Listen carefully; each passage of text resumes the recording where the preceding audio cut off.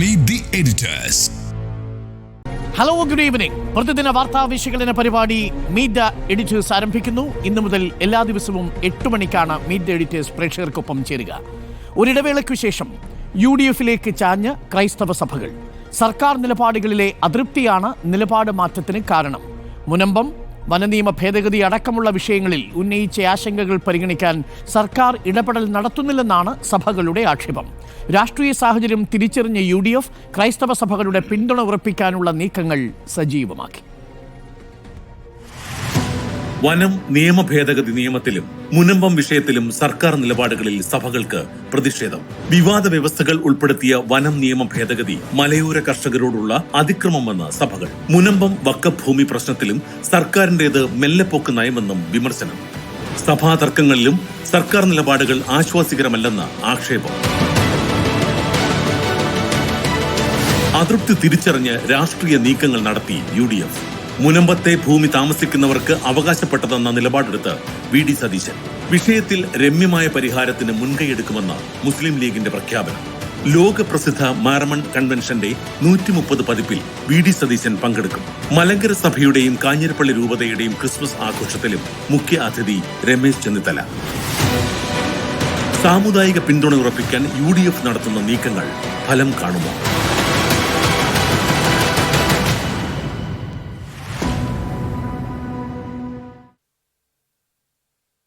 സഭകളുടെ പിന്തുണ UDF-നോ എന്നാണ് ചോദ്യം.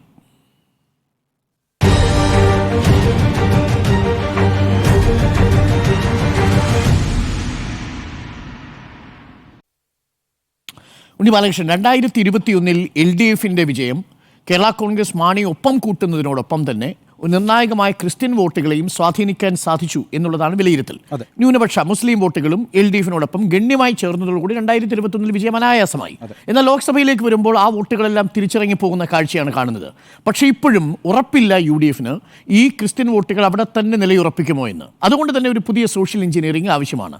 ഇന്നിപ്പോൾ പാണക്കാട്ടേക്ക് KCBC പ്രസിഡന്റ് വരുന്നതടക്കം, വിവിധ ക്രിസ്ത്യൻ സഭകളുടെ പരിപാടിക്ക് മുതിർന്ന കോൺഗ്രസ് നേതാക്കൾ പോകുന്നതടക്കം, ഇതെല്ലാം ഒരു സോഷ്യൽ എഞ്ചിനീയറിംഗിന്റെ ഭാഗമാണെങ്കിൽ UDF-ന് നിലവിൽ സഭകളെ ഒപ്പം നിർത്താൻ കഴിയുന്നുണ്ടോ?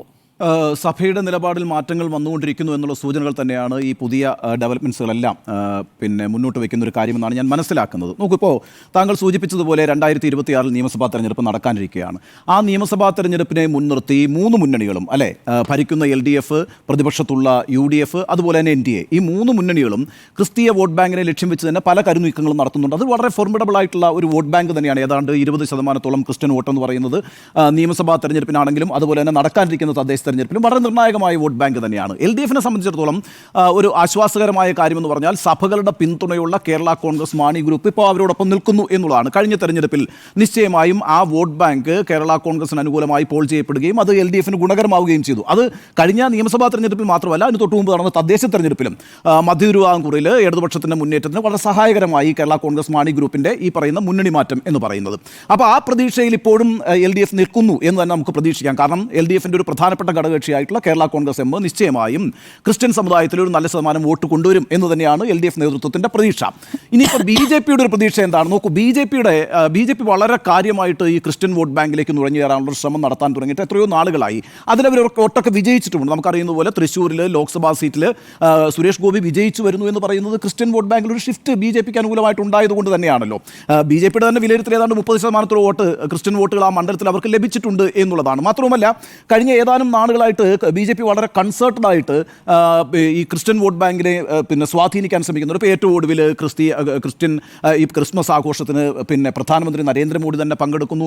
അതുപോലെ തന്നെ സംസ്ഥാന അധ്യക്ഷനായിട്ടുള്ള K. സുരേന്ദ്രൻ ഈ ക്രിസ്തുമസ് ആഘോഷ നാളുകളിൽ വടക്ക് നിന്ന് തെക്കോട്ടേക്ക് കേക്കുകളുമായിട്ട് സ്നേഹ സന്ദേശ യാത്ര നടത്തുന്നു. നേരത്തെ ഈസ്റ്ററിൻ്റെ സമയത്ത് അവർ ഭവന സന്ദർശന പരിപാടികൾ നടത്തിയിരുന്നു. എന്ന് മാത്രമല്ല, തൃശ്ശൂർ സുരേഷ് ഗോപിയെ ജയിപ്പിച്ചതിന് റിവാർഡായിട്ട് ജോർജ് കുര്യനെ കേന്ദ്ര മന്ത്രിസഭയിൽ എടുക്കുന്നു. ആ അർത്ഥത്തിലൊക്കെ BJP ആ വോട്ട് ബാങ്കിലേക്ക് കടന്നു കയറാൻ കൊണ്ടുവരാൻ ശ്രമിക്കുന്നു. അപ്പോൾ ഇതൊക്കെ ഈ നടക്കാനിരിക്കുന്ന 2026 തെരഞ്ഞെടുപ്പിനെ കൂടി ലക്ഷ്യം വെച്ചുകൊണ്ടാണ് കേട്ടോ. ഇവിടെ UDF-നെ സംബന്ധിച്ചിടത്തോളം അടുത്ത തിരഞ്ഞെടുപ്പിൽ അധികാരത്തിൽ വരണമെങ്കിൽ നിശ്ചയമായും പിന്നെ ക്രിസ്തീയ സഭകളുടെ പിന്തുണ വേണം എന്നുള്ളത് ഒരു അനിവാര്യതയാണ്.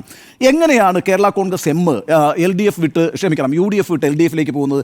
അതിന് സഭകളുമായി കൂടി ഒരു ബന്ധമുണ്ട്. എന്താണ് സഭയുടെ പ്രശ്നം? അന്ന് UDF-ൽ ഈ പറയുന്ന ലീഗിൻ്റെ ആധിപത്യം എന്ന് പറയുന്നൊരു പ്രശ്നം സഭകൾ അഭിമുഖീകരിച്ചിരുന്നു. അത് ഈ മഞ്ചലാംകുഴി അലിയുടെ 5ാം മന്ത്രിസ്ഥാനം മുതൽ ആ പ്രശ്നം ആരംഭിക്കുന്നുണ്ട്. അപ്പോൾ ലീഗിന് ആധിപത്യമുള്ളൊരു മുന്നണിയിൽ ഇനിയിപ്പോൾ ക്രിസ്തീയ സഭകളുമായി ബന്ധപ്പെട്ട് നിൽക്കുന്നൊരു പാർട്ടി തുടരേണ്ടതില്ല എന്ന് സഭകളൂടി ആലോചിക്കുമ്പോഴാണ് യഥാർത്ഥത്തിൽ LDF-ലേക്ക് കേരള കോൺഗ്രസ് മാണി ഷിഫ്റ്റ് ചെയ്യുന്നത്, ആ ഗ്രൂപ്പ് ഷിഫ്റ്റ് ചെയ്യുന്നത്, ആ പാർട്ടി ഷിഫ്റ്റ് ചെയ്യുന്നത്. പക്ഷേ അതിനുശേഷം കഴിഞ്ഞ 5 വർഷം ആ രീതിയിൽ സഭകൾക്കൊരു പിന്തുണ സർക്കാരിൽ നിന്ന് ലഭിച്ചിട്ടുണ്ടോ എന്നുള്ളത് അവർ സ്വയം വിമർശനപരമായിട്ട് ആലോചിക്കുന്നുണ്ട്. അവരുടെ സഭകൾക്കുള്ളിൽ അത്തരം ചർച്ചകൾ നടക്കുന്നുണ്ട്. ഇപ്പോൾ ലീഗിൻ്റെ ആധിപത്യവുമായി ബന്ധപ്പെട്ട് ചില പ്രശ്നങ്ങൾ ഉണ്ടായിരുന്നുവെങ്കിലും ഈ അടുത്തിടെ സംഭവിച്ച കാര്യങ്ങൾ നോക്കൂ. ഇപ്പോൾ മുനമ്പം വിഷയത്തിനകത്ത് അവിടെ ലീഗ് എടുത്ത സമീപനമുണ്ട്. ലീഗിൻ്റെ നേതാക്കളായിട്ടുള്ള പാണക്കാട് ശിഹാബ് അലി തങ്ങളും PK കുഞ്ഞാലിക്കുട്ടിയും നേരിട്ട് എറണാകുളത്തെത്തി വരാപ്പുഴയിലെ അതിരൂപതയിലെ ബിഷപ്പുമാരുമായിട്ട് ചർച്ച ചെയ്യുകയാണ്. പാണക്കാട് തങ്ങന്മാരൊന്നും അങ്ങനെ അങ്ങോട്ട് പോയി ചർച്ച ചെയ്യുന്ന ആളുകളല്ലല്ലോ. അവർ വന്ന് ആ മുനമ്പം വിഷയം പരിഹരിക്കാനുള്ള ഒരു നേതൃത്വം എടുത്തിരിക്കുന്നു എന്നുള്ളത് അവരെ സംബന്ധിച്ചിടത്തോളം, സഭകളെ സംബന്ധിച്ചിടത്തോളം ലീഗുമായിട്ടുള്ള ബന്ധത്തെ സ്മൂതൻ ചെയ്തിട്ടുണ്ട്. ക്ലിമ്മിസ് ബാബ തിരുമേനി പാണക്കാട് തങ്ങളെ കാണാൻ പോകുന്നു എന്ന് പറയുന്നതും ചെറിയൊരു സൂചനയല്ല. അപ്പോൾ അവിടെ ആ ഒരു വിയോജിപ്പിൻ്റെ മഞ്ഞുരുകിയിട്ടുണ്ട് എന്നാണ് നമ്മൾ മനസ്സിലാക്കേണ്ടത്. ഇനി ക്രിസ്തീയ സഭകളുമായി ബന്ധപ്പെട്ട് ഈ സർക്കാരുമായി ബന്ധപ്പെട്ട പ്രശ്നം എന്താ? ഇപ്പോൾ കഴിഞ്ഞ കുറേ നാളുകളായിട്ട് പല വിഷയങ്ങളിൽ സർക്കാരുമായി വിവിധ സഭകൾ ഏറ്റുമുട്ടുന്നുണ്ട്. ഇപ്പം വിഴിഞ്ഞം തുറമുഖ പദ്ധതിയുമായി ബന്ധപ്പെട്ട തൊഴിൽ പ്രശ്നവും പുനരധിവാസവും അടക്കം മുതലപ്പൊഴിയിലെ ദുരന്തങ്ങൾ വരെയുള്ള പ്രശ്നത്തിൽ ലത്തീൻ കത്തോലിക്ക സഭയും സർക്കാരുമായി ഏറ്റുമുട്ടലുണ്ട്. അവർക്ക് വിമർശനങ്ങളുണ്ട് സർക്കാരുമായിട്ട്. അവർ പല സമയത്തും സർക്കാരുമായിട്ട് സമരരംഗത്ത് തന്നെ ഏറ്റുമുട്ടൽ നടത്തുന്നൊരു സഭയായിട്ട് മാറിയിട്ടുണ്ട്. ആ വിഷയം ലത്തീൻ കത്തോലിക്ക സഭയെ ബാധിച്ചിട്ടുണ്ട്. സർക്കാരിനെതിരായ അവരൊരു നിലപാടെടുക്കാനുള്ള സാധ്യതയുണ്ട്. ഇതുപോലെ തന്നെയാണ് റബ്ബർ കർഷകരുടെ പ്രശ്നങ്ങൾ. റബ്ബറിന് വില കുറഞ്ഞാൽ ഞങ്ങൾ ഈ സർക്കാരിനൊപ്പമില്ല എന്ന് പ്രഖ്യാപിച്ചത് പാമ്പ്ലാനി തിരുമേനിയാണല്ലോ, അല്ലേ? അദ്ദേഹം പറഞ്ഞാൽ എന്താ, 250 രൂപ കിലോ റബ്ബറിന് തരികയാണെങ്കിൽ ഞങ്ങൾ സർക്കാരിനൊപ്പം, 300 രൂപ എന്നാൽ കേന്ദ്ര സർക്കാരിനൊപ്പം എന്ന് പ്രഖ്യാപിച്ചിട്ടുള്ള ബിഷപ്പാണ് പാമ്പ്ലാനി എന്ന് പറയുന്നത്. അപ്പോൾ അവർക്ക് റബ്ബറിൻ്റെ പ്രശ്നത്തിനകത്ത്, റബ്ബറിൻ്റെ വിലയുടെ കാര്യത്തിനകത്ത് സർക്കാർ വേണ്ടത്ര കാര്യങ്ങൾ ചെയ്യുന്നില്ല എന്നുള്ള അഭിപ്രായം റോമൻ കാത്തോലിക്ക അടക്കമുള്ള വിഭാഗങ്ങൾക്കുണ്ട്. അത് മാത്രമല്ലല്ലോ അവരുടെ പ്രശ്നം, വന്യജീവി ആക്രമണവുമായി ബന്ധപ്പെട്ടും പ്രശ്നങ്ങളുണ്ട്. അപ്പോൾ അന്ന് നമ്മളിപ്പോൾ ഈ വയനാട്ടിൽ തുടർച്ചയായിട്ട് വന്യജീവി ആക്രമണത്തിൽ ആളുകൾ മരിക്കുന്ന സമയത്ത് 3 സഭകൾ അതിശക്തമായി രംഗത്ത് വന്ന് സർക്കാരിനെതിരെ സംസാരിച്ചില്ലേ? താമരശ്ശേരി ബിഷപ്പ് സംസാരിച്ചില്ലേ? അതുപോലെ തലശ്ശേരി ബിഷപ്പ് സംസാരിച്ചില്ലേ? മാനന്തവാടി ബിഷപ്പ് സംസാരിച്ചില്ലേ? അവർക്ക് പ്രതിഷേധ സമരങ്ങൾ ആസൂത്രണം ചെയ്തില്ലേ? അപ്പോൾ ആ അർത്ഥത്തിലൊക്കെ റോമൻ കാത്തോലിക് സഭയ്ക്കും ഈ പറയുന്ന സർക്കാരുമായി ഒരു ഏറ്റുമുട്ടലിൻ്റെ പ്രശ്നങ്ങളുണ്ട്. അതുപോലെ തന്നെയാണ് ഈ പറയുന്ന നടപ്പിലാക്കാൻ പോകുന്ന വനനിയമവുമായിട്ട് ബന്ധപ്പെട്ട് വലിയ പ്രശ്നങ്ങളുണ്ട്. വനനിയമം ഇപ്പോൾ നവംബർ 1-ാം തീയതി അത് വിജ്ഞാപനം ചെയ്തിരിക്കുന്നു, മന്ത്രിസഭ അംഗീകാരം കൊടുത്തിരിക്കുന്നു. ഇപ്പം 17-ാം തീയതി ചേരാൻ പോകുന്ന നിയമസഭാ സമ്മേളനത്തിൽ വെച്ചിട്ട് വനനിയമം പാസ്സാക്കും എന്നാണ് നമ്മൾ പ്രതീക്ഷിക്കുന്നത്. വനനിയമത്തിനെതിരായിട്ട് അതിശക്തമായ പ്രതിഷേധം ഈ പറയുന്ന എല്ലാ സഭകൾക്കും ഉണ്ട്. കാരണം എന്താ, വനങ്ങളുമായി ചേർന്നിട്ടാണ് ഈ കുടിയേറ്റക്കാരായിട്ടുള്ള മനുഷ്യർ മുഴുവൻ താമസിക്കുന്നത്. അപ്പോൾ അവരുടെ കാലുകളെ മേയ്ക്കാനായിട്ട് അവിടെയാണ് പോകുന്നത്. അവരവിടുത്തെ പുഴയിൽ നിന്നാണ് മീൻ പിടിക്കുന്നത്. അവരവിടെ നിന്നാണ് വിറക് സമാഹരിക്കുന്നത്. ഈ പ്രശ്നങ്ങളൊക്കെ ഉള്ളപ്പോൾ എന്ത് പറ്റും? അങ്ങോട്ടേക്ക് കടന്നു കഴിഞ്ഞാൽ പണ്ട് 1000 രൂപയായിരുന്നു പിഴയെങ്കിൽ ഇപ്പോൾ എത്രയാണ് പിഴ? 25,000 രൂപ പിഴയാണ്. എന്ന് മാത്രമല്ല, ഒരു വാച്ച്മാൻ വരെ അറസ്റ്റ് ചെയ്യാവുന്ന സാഹചര്യം ഉണ്ടാകുന്നു ഈ നിയമപ്രകാരം. അതായത് പോലീസിന് ചെയ്യാൻ കഴിയുന്ന കാര്യം വനം വകുപ്പിന് ചെയ്യാൻ കഴിയുന്നു. ഈ നിലയ്ക്കൊക്കെ വനനിയമവുമായി ബന്ധപ്പെട്ടും സഭകൾക്ക് പ്രശ്നങ്ങളുണ്ട്. അപ്പോൾ ഈ അർത്ഥത്തിൽ നേരത്തെ നമുക്കറിയാവുന്ന പോലെ തന്നെ ഓർത്തഡോക്സ് സഭയ്ക്ക് നേരത്തെ തന്നെ അവർക്ക് അനുകൂലമായി സുപ്രീം കോടതി നടത്തിയിരിക്കുന്ന ഒരു വിധി ഇതുവരെ സംസ്ഥാന സർക്കാർ നടപ്പാക്കിയിട്ടില്ല എന്ന പ്രശ്നം ഓർത്തഡോക്സിനെ ബാധിക്കുന്നുണ്ട്. ഈ അർത്ഥത്തിൽ ഓരോ സഭകൾ എടുത്തു നോക്കിയാൽ കഴിഞ്ഞ 4-5 വർഷങ്ങളായിട്ട് സഭയും സർക്കാരുമായിട്ട് പല രീതിയിലുള്ള അഭിപ്രായ ഭിന്നതകൾ രൂപപ്പെട്ടിട്ടുണ്ട്. ആ അഭിപ്രായ ഭിന്നതകളുടെ അടിസ്ഥാനത്തിൽ UDF-നൊപ്പം സഭകൾ നിൽക്കാനുള്ള സാധ്യത വളരെ കൂടുതലാണ്. അതുകൊണ്ടാണ് VD സതീശനാണെങ്കിലും രമേശ് ചെന്നിത്തലയാണെങ്കിലും അല്ലെങ്കിൽ KPCC നേതൃത്വമാണെങ്കിലും UDF നേതൃത്വമാണെങ്കിലും വിവിധ സഭാ അധ്യക്ഷന്മാരുമായിട്ട് കൂടിയാലോചനകൾ നടത്തുന്നു. വിവിധ സഭാ പരിപാടികളിൽ അവർ വളരെ സ്ട്രോങ് ആയിട്ട് പങ്കെടുക്കുന്നു. ആ അർത്ഥത്തിലൊരു സോഷ്യൽ എഞ്ചിനീയറിംഗ് താങ്കൾ നേരത്തെ സൂചിപ്പിച്ചതുപോലെ വളരെ സൂക്ഷ്മമായി UDF നടത്തുന്നുണ്ട്. LDF-ന്റെ ഏക പ്രതീക്ഷ എന്ന് പറയുന്നത് കേരള കോൺഗ്രസ് എം അവിടെ നിൽക്കുന്നതുകൊണ്ട് സ്വാഭാവികമായിട്ടും സഭകളുടെ പിന്തുണ കേരള കോൺഗ്രസ് എമ്മിന് കിട്ടുകയാണെങ്കിൽ കൃത്യമായി ഒരു ക്രിസ്തീയ വോട്ട് ബാങ്കിൻ്റെ ഒരു certain share of Christian vote നിശ്ചയമായും LDF-ന് കിട്ടും എന്നുള്ളതാണ്. പക്ഷേ കേരള കോൺഗ്രസ് ഈ പറയുന്ന LDF വിട്ട് UDF-ലേക്ക് വരുമോ ഇല്ലയോ എന്നുള്ളതല്ലല്ലോ നമ്മളുടെ ചർച്ച. യഥാർത്ഥത്തിൽ നമ്മളുടെ ചർച്ച ക്രിസ്തീയ സഭകൾ എന്ത് നിലപാടെടുക്കുന്നു എന്നുള്ളതാണ്. പക്ഷേ ഞാനിപ്പോഴും വിചാരിക്കുന്നത് കേരള കോൺഗ്രസ് ഈ പറയുന്ന നമ്മുടെ ഈ ചർച്ചകളിലൊക്കെ വരുന്നൊരു കാര്യമുണ്ട്. ലീഗും കേരള കോൺഗ്രസിന് നേതൃത്വമായിട്ട് ചില ചർച്ച നടത്തുന്നു. രമേശ് ചെന്നിത്തല നിന്നുകൊണ്ട് തിരിച്ചവരെ കൊണ്ടുവരാൻ ശ്രമിക്കുന്നു. ഞാൻ വിചാരിക്കുന്നില്ല നിലവിൽ കേരള കോൺഗ്രസ് എമ്മിൽ അത്തരത്തിലുള്ള ആലോചന നടക്കുന്നുണ്ട് എന്ന്. കാരണം എന്താണെന്ന് വെച്ചാൽ കേരള കോൺഗ്രസ് എമ്മിന് അത്ര വേഗത്തിൽ അവിടെ നിന്ന് ഇങ്ങോട്ട് വിട്ടുവരാൻ കഴിയില്ല. 1-2 കാര്യങ്ങൾ ഞാൻ പറഞ്ഞത് അവസാനിപ്പിക്കാം. ഒന്ന്, ഇപ്പം തന്നെ അദ്ദേഹം രാജ്യസഭ ഈ കേരള കോൺഗ്രസിൻ്റെ പിന്നെ നേതാവായിട്ടുള്ള ജോസ് കെ മാണി രാജ്യസഭാംഗമാണ്, അദ്ദേഹത്തിന് ഇനിയും കാലാവധിയുണ്ട്. ഇനി അദ്ദേഹം UDF-ലേക്ക് വരുന്നു വിചാരിക്കുക, ഏത് മണ്ഡലത്തിലാണ് മത്സരിക്കുക? ഇപ്പോൾ പാലായിൽ പിന്നെ Mani C Kappan sitting MLA ആണ്, അത് മാറിക്കൊടുക്കുന്ന പ്രശ്നം ഇല്ലല്ലോ. പിന്നെയുള്ളത് ഇടുക്കിയാണ്. ഇടുക്കി റോഷി അഗസ്റ്റിനാണ് മന്ത്രിയാണ്, അദ്ദേഹം MLA മാണ്, അദ്ദേഹവും മാറിക്കൊടുക്കുന്ന പ്രശ്നമല്ല. പിന്നെ എവിടെയാണ് മത്സരിക്കാൻ പറ്റുമെന്നറിയാമോ? തിരുവമ്പാടിയിലാണ്. കോട്ടയത്തെ നേതാവ് തിരുവമ്പാടിയിൽ പോയി ജോസ് കെ മാണിയെ പോലെയുള്ള മത്സരിക്കുക എന്നൊക്കെ പറഞ്ഞാൽ അതിന് സാധ്യതയില്ല. ഞാൻ പറയുന്നത് ഈ LDF വിട്ടിട്ട് UDF-ലേക്ക് വരണമെങ്കിൽ ലക്ഷ്യം മന്ത്രിസ്ഥാനമായിരിക്കുമല്ലോ. അപ്പോൾ MLA ആയിട്ട് മത്സരിക്കണമല്ലോ. മത്സരിച്ച് വിജയിച്ച് മന്ത്രിയാണെങ്കിൽ ഒരു മണ്ഡലം വേണം. അതിൻ്റെ ഒരു പ്രശ്നം അവിടെ നിലനിൽക്കുന്നുണ്ട്. പിന്നെ എന്ത് പറഞ്ഞുകൊണ്ട് ഇപ്പുറത്തേക്ക് വരുന്നൊരു പ്രശ്നം കൂടിയുണ്ട്. യഥാർത്ഥത്തിൽ ഒരു റീസണിൻ്റെ അഭാവം അവിടെ നിലനിൽക്കുന്നുണ്ട്. ഇനി അതുമാത്രമല്ല, ഞാൻ മനസ്സിലാക്കുന്നത് ഈ LDF വിട്ടിട്ട് UDF-ലേക്ക് വരാൻ ജോസ് കെ മാണി തീരുമാനിച്ചാലുണ്ടല്ലോ, റോഷി കൂടെ ഉണ്ടാവും ഉറപ്പുണ്ടോ? റോഷി അഗസ്റ്റിൻ കൂടെ ഉണ്ടാവും ഉറപ്പുണ്ടോ?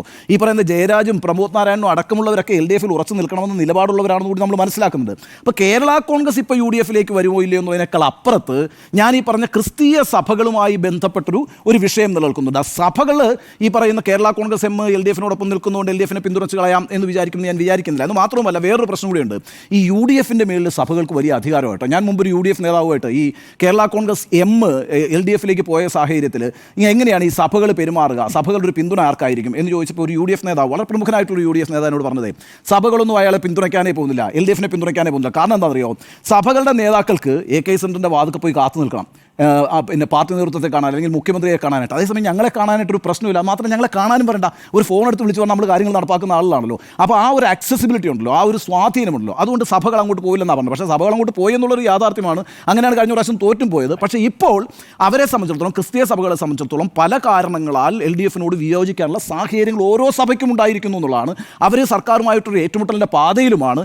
ഈ വനനിയമം വരുന്നതോടുകൂടി ആ ഏറ്റുമുട്ടൽ രൂക്ഷമാകും എന്നാണ് ഞാൻ വിചാരിക്കുന്നത്.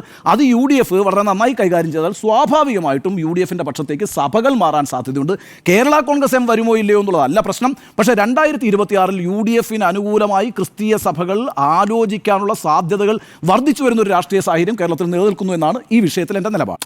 സ്മൃതി, നായർ, ക്രിസ്ത്യൻ, മുസ്ലിം വോട്ടുകൾ അത് സ്വാഭാവികമായും എല്ലാ കാലവും UDF-നൊപ്പമായിരുന്നു. അപ്പോൾ അതങ്ങനെ സ്വാഭാവികമായി എല്ലാ കാലവും ഉണ്ടാകുമെന്ന പ്രതീക്ഷയിലായിരുന്നു കോൺഗ്രസ്. പക്ഷേ 2020 വേറെ സംവിധാനം ഉണ്ടോ? മൂന്നും പറഞ്ഞു കഴിഞ്ഞു. അല്ല, അങ്ങനെ ആയിരുന്നല്ലോ ഒരു കാലം വരെ. പക്ഷേ അത് 2021 ആയപ്പോഴേക്കും സോഷ്യൽ എഞ്ചിനീയറിംഗ് നടത്തി. അതിലേക്ക് പിണറായി വിജയൻ്റെ കൃത്യമായ ശ്രമങ്ങൾ, അന്ന് കോടിയേരിയുടെ ഇടപെടലുകൾ എല്ലാം പ്രധാനപ്പെട്ട ഘടകങ്ങളായിരുന്നു. 2019 ശേഷം ശബരിമലയ്ക്ക് ശേഷമുള്ള അനുഭവം, ആ അനുഭവത്തിൻ്റെ അടിസ്ഥാനത്തിൽ വീടുകൾ തോറും പോയി മാപ്പ് പറഞ്ഞുകൊണ്ടാണ് ആ വോട്ടർമാരെ തിരിച്ചു പിടിച്ചത്. അപ്പോൾ ആ നിലയ്ക്കൊക്കെ നടത്തിയ സോഷ്യൽ എഞ്ചിനീയറിംഗ് വലിയ രീതിയിൽ CPM-ന് UDF-ൽ നിന്നുള്ള വോട്ടുകൾ തിരിച്ച് അങ്ങോട്ടേക്ക് എത്തിക്കുന്ന ഒരു സാഹചര്യം ഉണ്ടാക്കി. മുസ്ലിം വോട്ടുകളും ക്രിസ്ത്യൻ വോട്ടുകളും ആ നിലയ്ക്ക് കിട്ടുന്ന ഒരു സാഹചര്യം ഉണ്ടാക്കി. പക്ഷേ പിന്നീട് ആ തെരഞ്ഞെടുപ്പിന് ശേഷം ഒരു പാഠം പഠിച്ചിട്ടുണ്ട്. പിന്നീട് നടന്ന ഉപതെരഞ്ഞെടുപ്പായപ്പോഴേക്കും കോൺഗ്രസ് അതിൽ നിന്നും പാഠം പഠിക്കുകയും അതിനുള്ള ശ്രമങ്ങൾ നടത്തുകയും ചെയ്തിട്ടുണ്ട്. അത് തൃക്കാക്കര ഉപതെരഞ്ഞെടുപ്പിലായാലും ഉമ്മൻചാണ്ടിയുടെ മരണശേഷം നടന്ന ഉപതെരഞ്ഞെടുപ്പ്, 2 ഉപതെരഞ്ഞെടുപ്പുകളിലായാലും കൃത്യമായി പ്രവർത്തിച്ചിട്ടുണ്ട്. അവിടെ കിട്ടാതിരുന്ന സഭയുടെ ചില വോട്ടുകൾ പോലും, ഉമ്മൻചാണ്ടിക്ക് 7000 വോട്ടിൻ്റെ ഭൂരിപക്ഷത്തിൽ ഉമ്മൻചാണ്ടി ജനിച്ചത്, അവിടെയാണ് 37-ലേക്ക് എത്തിയത്. അപ്പോൾ ചാണ്ടി ഉമ്മൻ എത്തിയത്. അപ്പോൾ അതിലേക്ക് എത്തുന്ന രൂപത്തിലേക്ക് പ്രവർത്തിച്ചിട്ടുണ്ട്. അത് ഒരു സഹതാപ വോട്ട് മാത്രമായിരുന്നില്ല. ആ പ്രവർത്തനം യഥാർത്ഥത്തിൽ തുടർന്നുകൊണ്ടേയിരിക്കുന്നുണ്ട്. ഇപ്പോഴാണ് യഥാർത്ഥത്തിൽ നമ്മൾ ഈ അരമന കയറിയുള്ള പ്രതികരണങ്ങൾ, അല്ലെങ്കിൽ സഭാ നേതൃത്വവുമായുള്ള ചർച്ചകൾ, അല്ലെങ്കിൽ സഭാ പരിപാടികളിൽ ഏതൊക്കെ നേതാക്കൾ എത്ര തവണ പങ്കെടുത്തു എന്നുള്ള കണക്കെടുപ്പിലേക്കൊക്കെ നമ്മൾ പോകുന്നത്. അത് രമേശ് ചെന്നിത്തലയുടെ കൂടി രംഗപ്രവേശത്തോടു കൂടി അവർ രണ്ടുപേർക്കും ഇടയിലെ ഭിന്നതയാണ് എന്ന രീതിയിൽ അത് ചിത്രീകരിക്കപ്പെടുകയാണ്. യഥാർത്ഥത്തിൽ ഇതങ്ങനെ ചിത്രീകരിക്കപ്പെടാതെ, അല്ലെങ്കിൽ വാർത്തകളിൽ വരാതെ ഇത്തരം കൂടിക്കാഴ്ചകളും ചർച്ചകളും അനേകം നടന്നിരിക്കുന്നു. പ്രതിപക്ഷ നേതാവ് തന്നെ നടത്തിയത് കണക്കുകൾ അവർ തന്നെ പറയുന്ന പ്രകാരമാണെങ്കിൽ സഭാ നേതൃത്വത്തിൻ്റെ പരിപാടികളിൽ പങ്കെടുത്ത് തന്നെ 200 പരിപാടികൾ ഇതിനകം 3 വർഷത്തിനിടയിൽ പങ്കെടുത്തു എന്നുള്ളതാണ്. ചെന്നിത്തലയും ഇപ്പോൾ അതിൽ സജീവമായുണ്ട്. അത് നായർ വോട്ട് ഒരു വശത്ത് കിട്ടുന്നു, അപ്പുറത്തുനിന്ന് ക്രിസ്ത്യൻ വോട്ടുകൾ കിട്ടുന്നു. ഇവിടെ ലീഗ് എടുക്കുന്ന ഇനിഷ്യേറ്റീവ് പ്രധാന ഘടകമാണ്. അത് ഒരു തരത്തിൽ അവർക്ക് പറ്റിയ ഒരു പിഴവ് തിരുത്തൽ കൂടിയാണ്. സാദിഖ് അലി തങ്ങൾ നേരത്തെ ഓർമ്മയുണ്ടാവും, 2 വർഷം മുമ്പ് ഈ തുർക്കിയിലെ ഹാഗിയ സോഫിയ പള്ളിയുമായി ബന്ധപ്പെട്ട് ചന്ദ്രികയിൽ എഴുതിയ ലേഖനം, ആ ലേഖനത്തിൽ നമ്മുടെ പള്ളി നമുക്ക് തിരിച്ചു കിട്ടുന്നു, അതായത് ജമാഅത്തെ ഇസ്ലാമിയൊക്കെ ആ വിഷയം വലിയ തോതിൽ ഉന്നയിക്കുകയും ആ തരത്തിൽ പ്രതികരിക്കുകയും ചെയ്തപ്പോൾ ലീഗ് പ്രതികരിക്കേണ്ടി വന്നു എന്ന രൂപത്തിൽ, അതേ രൂപത്തിൽ തന്നെ പ്രതികരിക്കുകയാണ് ചെയ്തത് സാദിഖ് അലി തങ്ങൾ. ആ പള്ളി തിരിച്ചു പിടിക്കുകയാണെന്ന രീതിയിൽ. അപ്പോൾ പിന്നീട് അത് വലിയ ചർച്ചയാകുകയും അതുതന്നെയാണോ രാമക്ഷേത്രവുമായി ബന്ധപ്പെട്ട് BJP പറയുന്നത് എന്ന രൂപത്തിൽ ഈ ചർച്ച പോവുകയും ചെയ്തു. അത് വലിയ രീതിയിൽ UDF-ന് തിരിച്ചടിയായി. പാർട്ടി മുന്നണി എന്ന നിലയ്ക്ക് UDF-നാണ് അത് തിരിച്ചടിയാകുന്നത്. അത് ലീഗ് മനസ്സിലാക്കിയതിൻ്റെ അടിസ്ഥാനത്തിലാണ് ഇപ്പോൾ ക്ലിമിസ് ബാവയുടെ വരവും ആ കേക്ക് മുറിക്കലുമൊന്നും ഒരു യാദൃശ്ചികമായ സംഭവമേ അല്ല. അതിൽ സമസ്തയിൽ തന്നെ 2 തരം പ്രതികരണങ്ങളൊക്കെ വരുമ്പോഴും സാധാരണഗതിയിൽ അതിൽ അവർക്കൊരു കൃത്യമായ നിലപാടുണ്ട്. വിശ്വാസവുമായി ബന്ധപ്പെട്ട് വിശ്വസിച്ച് ചെയ്യുകയാണെങ്കിൽ, അതായത് വിശ്വസിച്ച് മറ്റൊരു മറ്റൊരു വിശ്വാസവുമായി ബന്ധപ്പെട്ട നടപടികൾ ചെയ്യുകയാണെങ്കിൽ മതത്തിൽ നിന്ന് പുറത്ത്, എന്താണ് അതിന് പറയുക, മുർത്തദ് എന്നാണ് പറയുക, മതത്തിൽ നിന്ന് പുറത്ത്. ഇനി അതല്ല, വിശ്വസിക്കാതെ ചെയ്യുകയാണെങ്കിൽ അത് ഹറാമാണ്. അപ്പോൾ ഹറാമാണോ ചെയ്തത് എന്ന ചർച്ചയാണ് ഇപ്പോൾ സമസ്തയിൽ ഒരു വിഭാഗം നടത്തുന്നത്.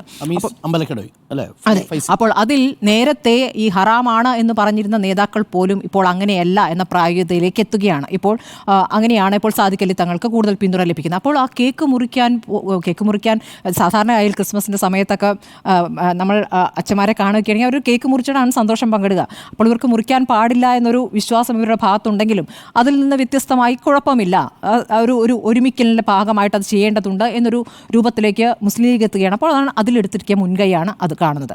ക്ലിമിസ് ബാവ വന്നതും യാദൃശ്ചികമല്ല. പിന്നെ മുനമ്പം വിഷയത്തിൽ മുസ്ലിം സമുദായ സംഘടനകളുമായി മുഴുവൻ ചർച്ച നടത്തി ലീഗ് അങ്ങോട്ട് മുൻകൈ എടുത്തു പോകുന്നു, അവിടെ പോയി ചർച്ച നടത്തുന്നു, ലത്തീൻ സഭാ നേതൃത്വവുമായി ഒരുമിച്ച് മാധ്യമങ്ങളെ കാണുന്നു. ഇതൊക്കെ നമ്മൾ കണ്ടതാണല്ലോ. ഇന്നത്തെ PK കുഞ്ഞാലിക്കുട്ടിയുടെ പ്രതികരണം തന്നെ നോക്കൂ. സമസ്തയിൽ നടന്ന വ്യത്യസ്ത പ്രതികരണം. ഇത് നേരത്തെ BJP ചിത്രത്തിലില്ലായിരുന്നു. BJP ചിത്രത്തിൽ വന്ന ശേഷം നടത്തുന്ന പ്രതികരണങ്ങൾ വളരെ ശ്രദ്ധിച്ചു വേണം. ഈ കാലത്ത് ഈ രൂപത്തിൽ പ്രതികരണം നടത്തുന്ന ഗൗരവത്തിലെടുക്കുമെന്ന് PK കുഞ്ഞാലിക്കുട്ടി പറയുന്നത് ഇനി അത് ചെയ്തുകൂടാ എന്നുള്ളതാണ്. കാരണം ആ മത്സരത്തിൽ BJPയുമുണ്ട്. BJP ഭരിക്കുന്ന, അതായത് മോദി അധികാരത്തിൽ വന്ന ശേഷം എത്രത്തോളം ആക്രമണങ്ങൾ ക്രിസ്ത്യൻ ന്യൂനപക്ഷങ്ങൾക്കെതിരെ നടന്നിട്ടുണ്ട് എന്നുള്ള കണക്ക് ഇപ്പോൾ UDF വ്യാപകമായി പറഞ്ഞുകൊണ്ടിരിക്കുന്നുണ്ട്. 10 വർഷത്തിനിടെ 4316 ആക്രമണങ്ങൾ നടന്നിരിക്കുന്നു. മണിപ്പൂരിലെ കണക്കടക്കം പറയുകയാണ്. അപ്പോൾ ഈ കണക്കുകൾ ഇടയ്ക്കിടയ്ക്ക് ഓർമ്മിപ്പിക്കുകയാണ്. സഭാ നേതൃത്വത്തെ സംബന്ധിച്ച് ഈ പറഞ്ഞ മുനമ്പം വിഷയം ഒരു വിഷയം സർക്കാരുമായി ബന്ധപ്പെട്ട ഒരു എതിർവികാരമായി നിൽക്കുന്നു. അപ്പുറത്ത് ഈ വന നിയമ ഭേദഗതി കുറച്ചൊക്കെ അതിപ്പോൾ നടപ്പാക്കാൻ പോകുന്നില്ല എന്ന് പറഞ്ഞ് ഒരു വിശ്വാസത്തിലെടുക്കാൻ കുറച്ചെങ്കിലും സാധിച്ചിട്ടുണ്ട്. അത് ആളിക്കത്താതിരിക്കാൻ സാധിച്ചിട്ടുണ്ട്. പക്ഷേ അപ്പോഴും അവിടെ വിശ്വാസക്കുറവുണ്ട്. ഇപ്പോൾ ഈ കർഷകർ അനുഭവിക്കുന്ന കാര്യങ്ങളുണ്ട്. കാട്ടിൽ നിന്ന് മൃഗങ്ങൾ വരുന്നു. ഇതൊക്കെ ഇവർ അനുഭവിക്കുന്നത് ഈ ഭാഗങ്ങളിൽ താമസിക്കുന്ന മുഴുവൻ കുടിയേറ്റക്കാരായ ക്രിസ്ത്യൻ വിഭാഗമാണ് കൂടുതൽ അനുഭവിക്കുന്നത്. അപ്പോൾ അവരെ സംബന്ധിച്ച് അവർക്ക് ഒരു ആശ്വാസകരമായ, അല്ലെങ്കിൽ അവർക്ക് ഉറപ്പിക്കാവുന്ന തീരുമാനങ്ങൾ വരുന്നില്ല. ഇനി സഭകൾ തമ്മിലുള്ള ഭിന്നതകളിലാകട്ടെ കൃത്യമായ ഒരു നിലപാടിലേക്കോ സർക്കാരിന് ഇടപെടാൻ പറ്റാത്ത സാഹചര്യം, അത് ഏത് സർക്കാർ ഭരിക്കുമ്പോഴും വരുന്നൊരു പ്രായോഗിക പ്രശ്നം തന്നെയാണ്.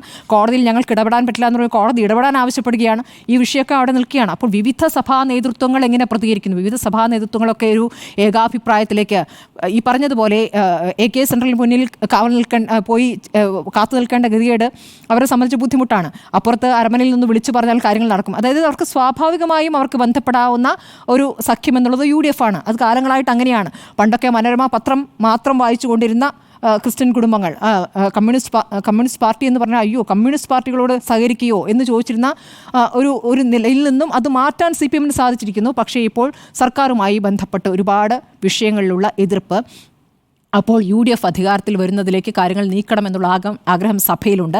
ഇനി ഇപ്പോൾ ഈ പറയുന്ന കേരള കോൺഗ്രസുമായി ബന്ധപ്പെട്ടാണെങ്കിൽ കേരള കോൺഗ്രസ് മാണി വിഭാഗത്തിൽ ഇതിനകം ഇത്തരം ചർച്ചകൾ തുടങ്ങിക്കഴിഞ്ഞു എന്നൊക്കെ മനോരമയിൽ കഴിഞ്ഞ ദിവസം വാർത്തയുണ്ടായിരുന്നു. പക്ഷേ ഇവരാരും തന്നെ പുറത്തേക്ക് ആ പ്രതികരണം നടത്തുന്നില്ല.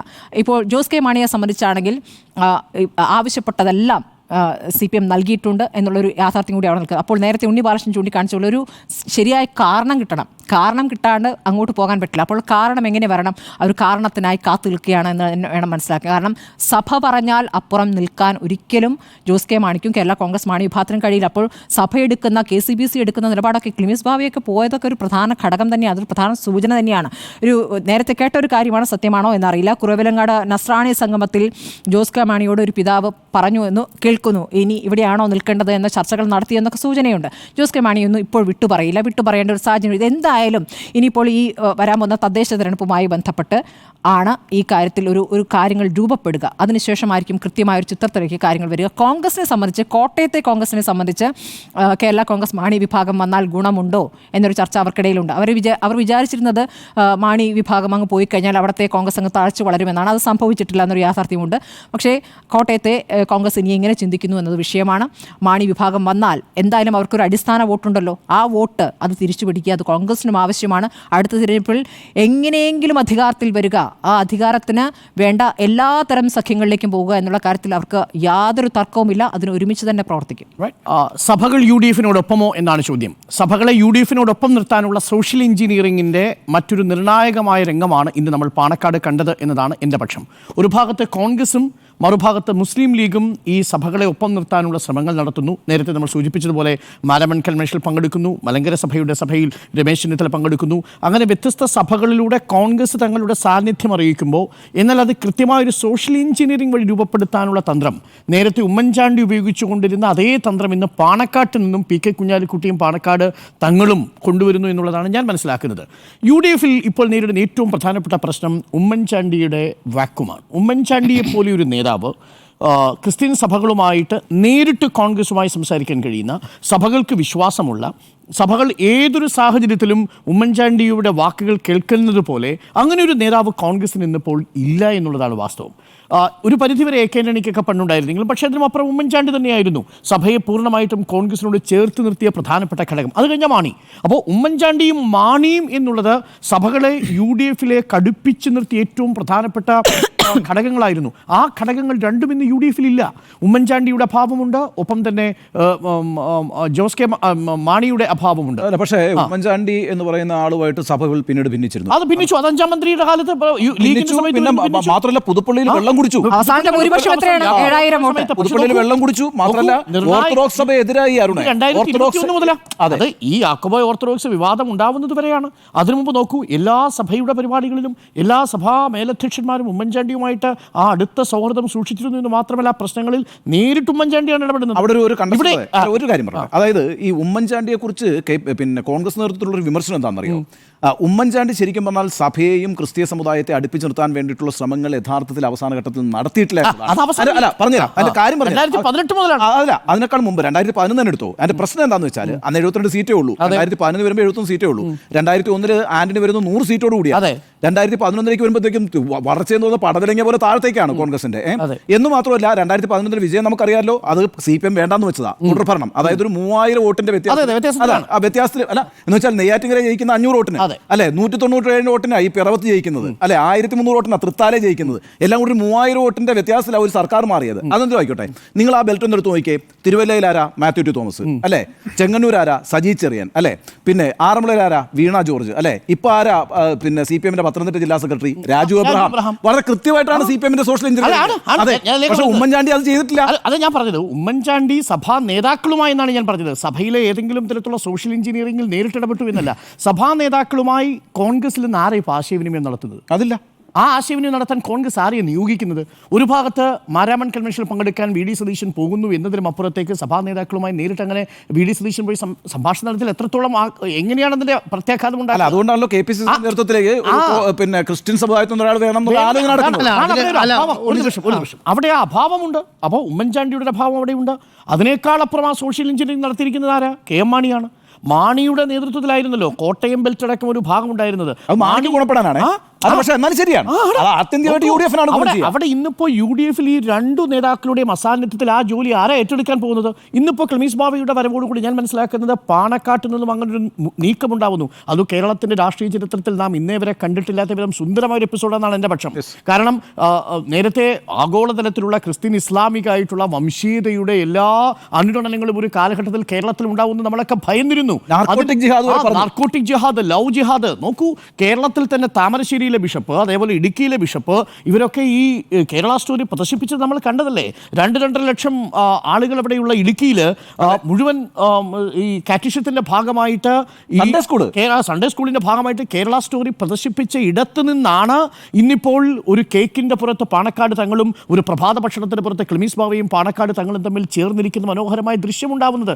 അപ്പോൾ ആ അർത്ഥത്തിൽ അകന്നുപോയിക്കൊണ്ടിരുന്ന രണ്ട് സമുദായങ്ങളെ ഒരുമിച്ച് കൊണ്ടുവരാനുള്ള നീക്കം UDF-നുള്ളിൽ വളരെ ശക്തമായി മുസ്ലിം ലീഗിൻ്റെ മുൻകൈയിൽ തന്നെ നടക്കുന്നു. അതും മുനമ്പത്തിൻ്റെ പശ്ചാത്തലത്തിൽ ഞാൻ പറയുന്നു, മുനമ്പത്ത് വരാപ്പുഴയിൽ പോയി പാണക്കാട് തങ്ങൾ കാണിച്ച ആ ചർച്ചയ്ക്കിരിക്കാനുള്ള സൗമനസ്യമാണ് ഇന്ന് ക്ലെമിസ് ബാബയെ പാണക്കാട് എത്തിച്ചിരിക്കുന്നത്.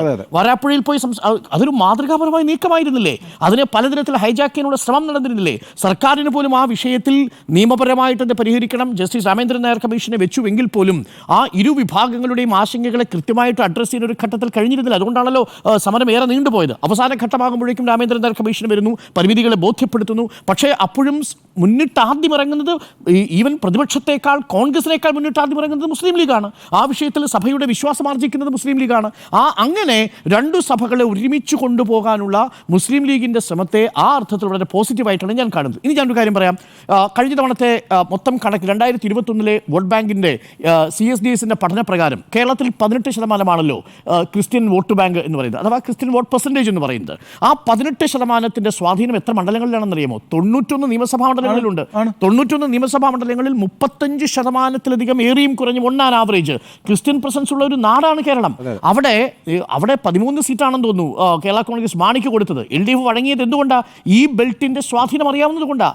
അവിടെയാണ് ഏറ്റവും പ്രധാനപ്പെട്ട ഘടകമുള്ളത്. തിരിച്ചു വഴങ്ങിയിട്ടുണ്ട്, മാണിയും വഴങ്ങിയിട്ടുണ്ട്. പക്ഷേ ഇവിടെ ഈ 91 നിയമസഭാ മണ്ഡലങ്ങളിൽ 33 നിയമസഭാ മണ്ഡലങ്ങളിലെങ്കിലും ചുരുങ്ങിയത് ഒരു 40-45% ക്രിസ്ത്യൻ വോട്ട് വളരെ നിർണായകമാണെന്ന് തിരിച്ചറിയുന്ന UDF അടുത്ത തിരഞ്ഞെടുപ്പിൽ ആ സാധ്യത കളയുന്നില്ല. കേരള കോൺഗ്രസ് മാണിയുടെ ഭാഗത്തു നിന്നൊരു 10 മുതൽ 13 വരെ നിയമസഭകൾ അങ്ങ് പോകും. ബാക്കി അവശേഷിക്കുന്നത് 20-22 നിയമസഭകളാണ്. ആ 20-22 നിയമസഭകൾ തങ്ങൾക്കൊപ്പം നിർത്തുക എന്ന ദൗത്യമാണ് യഥാർത്ഥത്തിൽ ഈ സന്ദേശത്തിലൂടെ, അല്ലെങ്കിൽ UDF ക്രിസ്ത്യൻ സഭകളെ ചേർത്ത് നിർത്തുന്നതിലൂടെ നൽകുന്നത്. ഞാൻ വിശ്വസിക്കുന്നില്ല കേരള കോൺഗ്രസ് മാണി വിഭാഗം നിലവിലത്തെ സാഹചര്യത്തിൽ 2026 UDF-ലേക്ക് പോകാനുള്ള സാധ്യതയില്ല. അങ്ങനെയാണെങ്കിൽ ആ Christian vote bank minus Kerala Congress Mani എന്നുള്ളതിനെ ശക്തമാക്കി നിലനിർത്തണം. പക്ഷേ ഒരു പ്രശ്നമുണ്ട്. വ്യത്യസ്ത സഭകൾക്ക് വ്യത്യസ്ത പ്രശ്നങ്ങൾ ഈ സർക്കാരുമായിട്ടുണ്ട്. ആ പ്രശ്നങ്ങളെ എങ്ങനെയാണ് UDF അഡ്രസ് ചെയ്യുന്നത് എന്നാണ് പ്രധാനപ്പെട്ട പ്രശ്നം. അല്ല, UDF അഡ്രസ് ചെയ്താലല്ലേ UDF-നോടൊപ്പം വരൂ. ഇപ്പൊ നോക്കൂ, ഇപ്പൊ ഉദാഹരണത്തിന് ഞാൻ പറയാം, മലങ്കര സഭയുമായി ബന്ധപ്പെട്ട വിഷയം, അതിൽ നിങ്ങൾ ഓർത്തഡോക്സിനൊപ്പമാണോ യാക്കോബോയ്ക്കൊപ്പമാണോ? നിലയിൽ നിന്ന് നിലപാട് വ്യക്തമാക്കണമെന്നേ.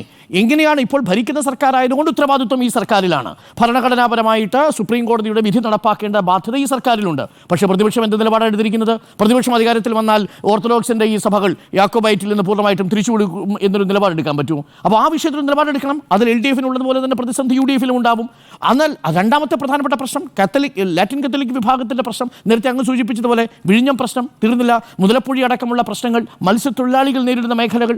ഏകദേശം 20 ലക്ഷത്തോളം വോട്ടുണ്ട് ലാറ്റിൻ കത്തോലിക് വിഭാഗത്തിന്. കൊച്ചിയിലടക്കം തിരുവനന്തപുരം, ആലപ്പുഴ, കൊച്ചി, ആ ബെൽറ്റിൽ, ആ സിംഗിൾ സ്ട്രെച്ചിൽ കിടക്കുന്ന നിയമസഭാ മണ്ഡലങ്ങൾ ഒരുമിച്ച് പോരണം. പക്ഷേ അവിടെ എന്താണ് UDF എടുക്കുന്ന നിലപാട്? ആ വളരെ പ്രധാനപ്പെട്ട കാര്യമാണ്. UDF ഏതെങ്കിലും തരത്തിൽ അങ്ങനെ നിലപാടെടുത്തിട്ടുണ്ടോ? വിഴിഞ്ഞം പദ്ധതിക്കെതിരെ UDF നിലപാടെടുക്കുമോ? എന്താണ് അവസാന ഘട്ടത്തിൽ ശശി തരൂരിനെ പിന്തുണയ്ക്കുന്നുണ്ട്. ഒരു ഘട്ടത്തിൽ നമ്മളൊക്കെ കരുതിയിരുന്ന രാജീവ് ചന്ദ്രശേഖറിലേക്ക് വോട്ട് ഷിഫ്റ്റ് ചെയ്യുന്നതാണ്. പക്ഷേ ലത്തീൻ കാത്തലിക് വോട്ടിലെ ഒരു നിർണായക വിഭാഗം അവസാന നിമിഷം ശശി തരൂരിലേക്ക് തിരിച്ചു വരുന്ന കാഴ്ചയും നമ്മൾ കണ്ടു. പക്ഷേ അത് അതേപടി നിലനിർത്തുക എന്നുള്ളത് UDF-നെ സംബന്ധിച്ചും പ്രധാനപ്പെട്ട വിഷയമാണ്. ഇനി മറ്റൊരു വിഷയമാണ് ഇപ്പോൾ നേരത്തെ സൂചിപ്പിച്ചതുപോലെ, അത് രാജീവ് ചന്ദ്രശേഖർ ആയതുകൊണ്ടാണ്. മറ്റേതെങ്കിലും നേതാവായിരുന്നെങ്കിൽ ഒരു പക്ഷേ കുറച്ചുകൂടി ആയിരുന്നേനെ എന്നുള്ളതാണ്. അപ്പം ഈ ഒരു ആശങ്ക എവിടെയുണ്ടെന്നേ. അപ്പോൾ വ്യത്യസ്ത സഭകളിൽ തന്നെയുള്ള വ്യത്യസ്ത വിഭാഗങ്ങളെ UDF തങ്ങളുടെ പക്ഷത്തേക്ക് അടുപ്പിക്കാൻ ശ്രമിക്കുന്നത് നിലവിൽ സർക്കാരിനോട് വിപ്രതിപത്തിയുള്ള വിഷയങ്ങളെ ചൂണ്ടിക്കാട്ടിയാണ്. മുനമ്പം വിഷയം ചൂണ്ടിക്കാട്ടുന്നു. അതേപോലെ തന്നെ വനനിയമ ഭേദഗതി അടക്കമുള്ള വിഷയങ്ങൾ. 50 ലക്ഷം വോട്ടർമാരുണ്ട് കേരളത്തിൽ സിറോ മലബാർ സഭയ്ക്ക്. ആ 50 ലക്ഷം വോട്ടർമാരിൽ ഏകദേശം ഒരു നിർണായകമായ വിഭാഗം 10 മുതൽ 15% വരെ താമസിക്കുന്നത് മലയോര മേഖലയിലെ കുടിയേറ്റ മേഖലയിലാണ്. ആ കുടിയേറ്റ മേഖലയിൽ 185 പഞ്ചായത്തുകളുണ്ട്. ആ 185 പഞ്ചായത്തുകളിൽ തദ്ദേശ തെരഞ്ഞെടുപ്പിൽ വിധി നിശ്ചയിക്കാൻ പോകുന്ന 2 പ്രധാനപ്പെട്ട വിഷയങ്ങൾ. വന്യജീവി സംഘർഷവുമായി ബന്ധപ്പെട്ടുകൊണ്ട് ഈ സർക്കാർ എന്ത് ചെയ്തു? ഈ സർക്കാരിലെ വനം വകുപ്പിൻ്റെ ദയനീയ പരാജയം ഒരുപാട് സഭകൾക്ക്, എന്തിനേറെ കേരള കോൺഗ്രസ് മാണി തന്നെ, ജോസ് കെ മാണി തന്നെ ഇക്കാര്യത്തിൽ വളരെ ക്രിട്ടിക്കലായ ഒരു പൊസിഷൻ എടുത്തിട്ടുണ്ട്. അപ്പോൾ പ്രത്യേകിച്ച് വനം വകുപ്പിനെതിരെ. അതിനിടയിലാണ് ഈ വനനിയമം വരാൻ പോകുന്നത്. ആ വനനിയമം വേട്ടയാടാൻ പോകുന്നത് ആരെയായിരിക്കും? നിങ്ങളൊന്ന് ആലോചിച്ച് നോക്കൂ. വനനിയമം വന്നാൽ താമരശ്ശേരി ബിഷപ്പ് ഇന്ന് പുറത്തുണ്ടാവുമോ?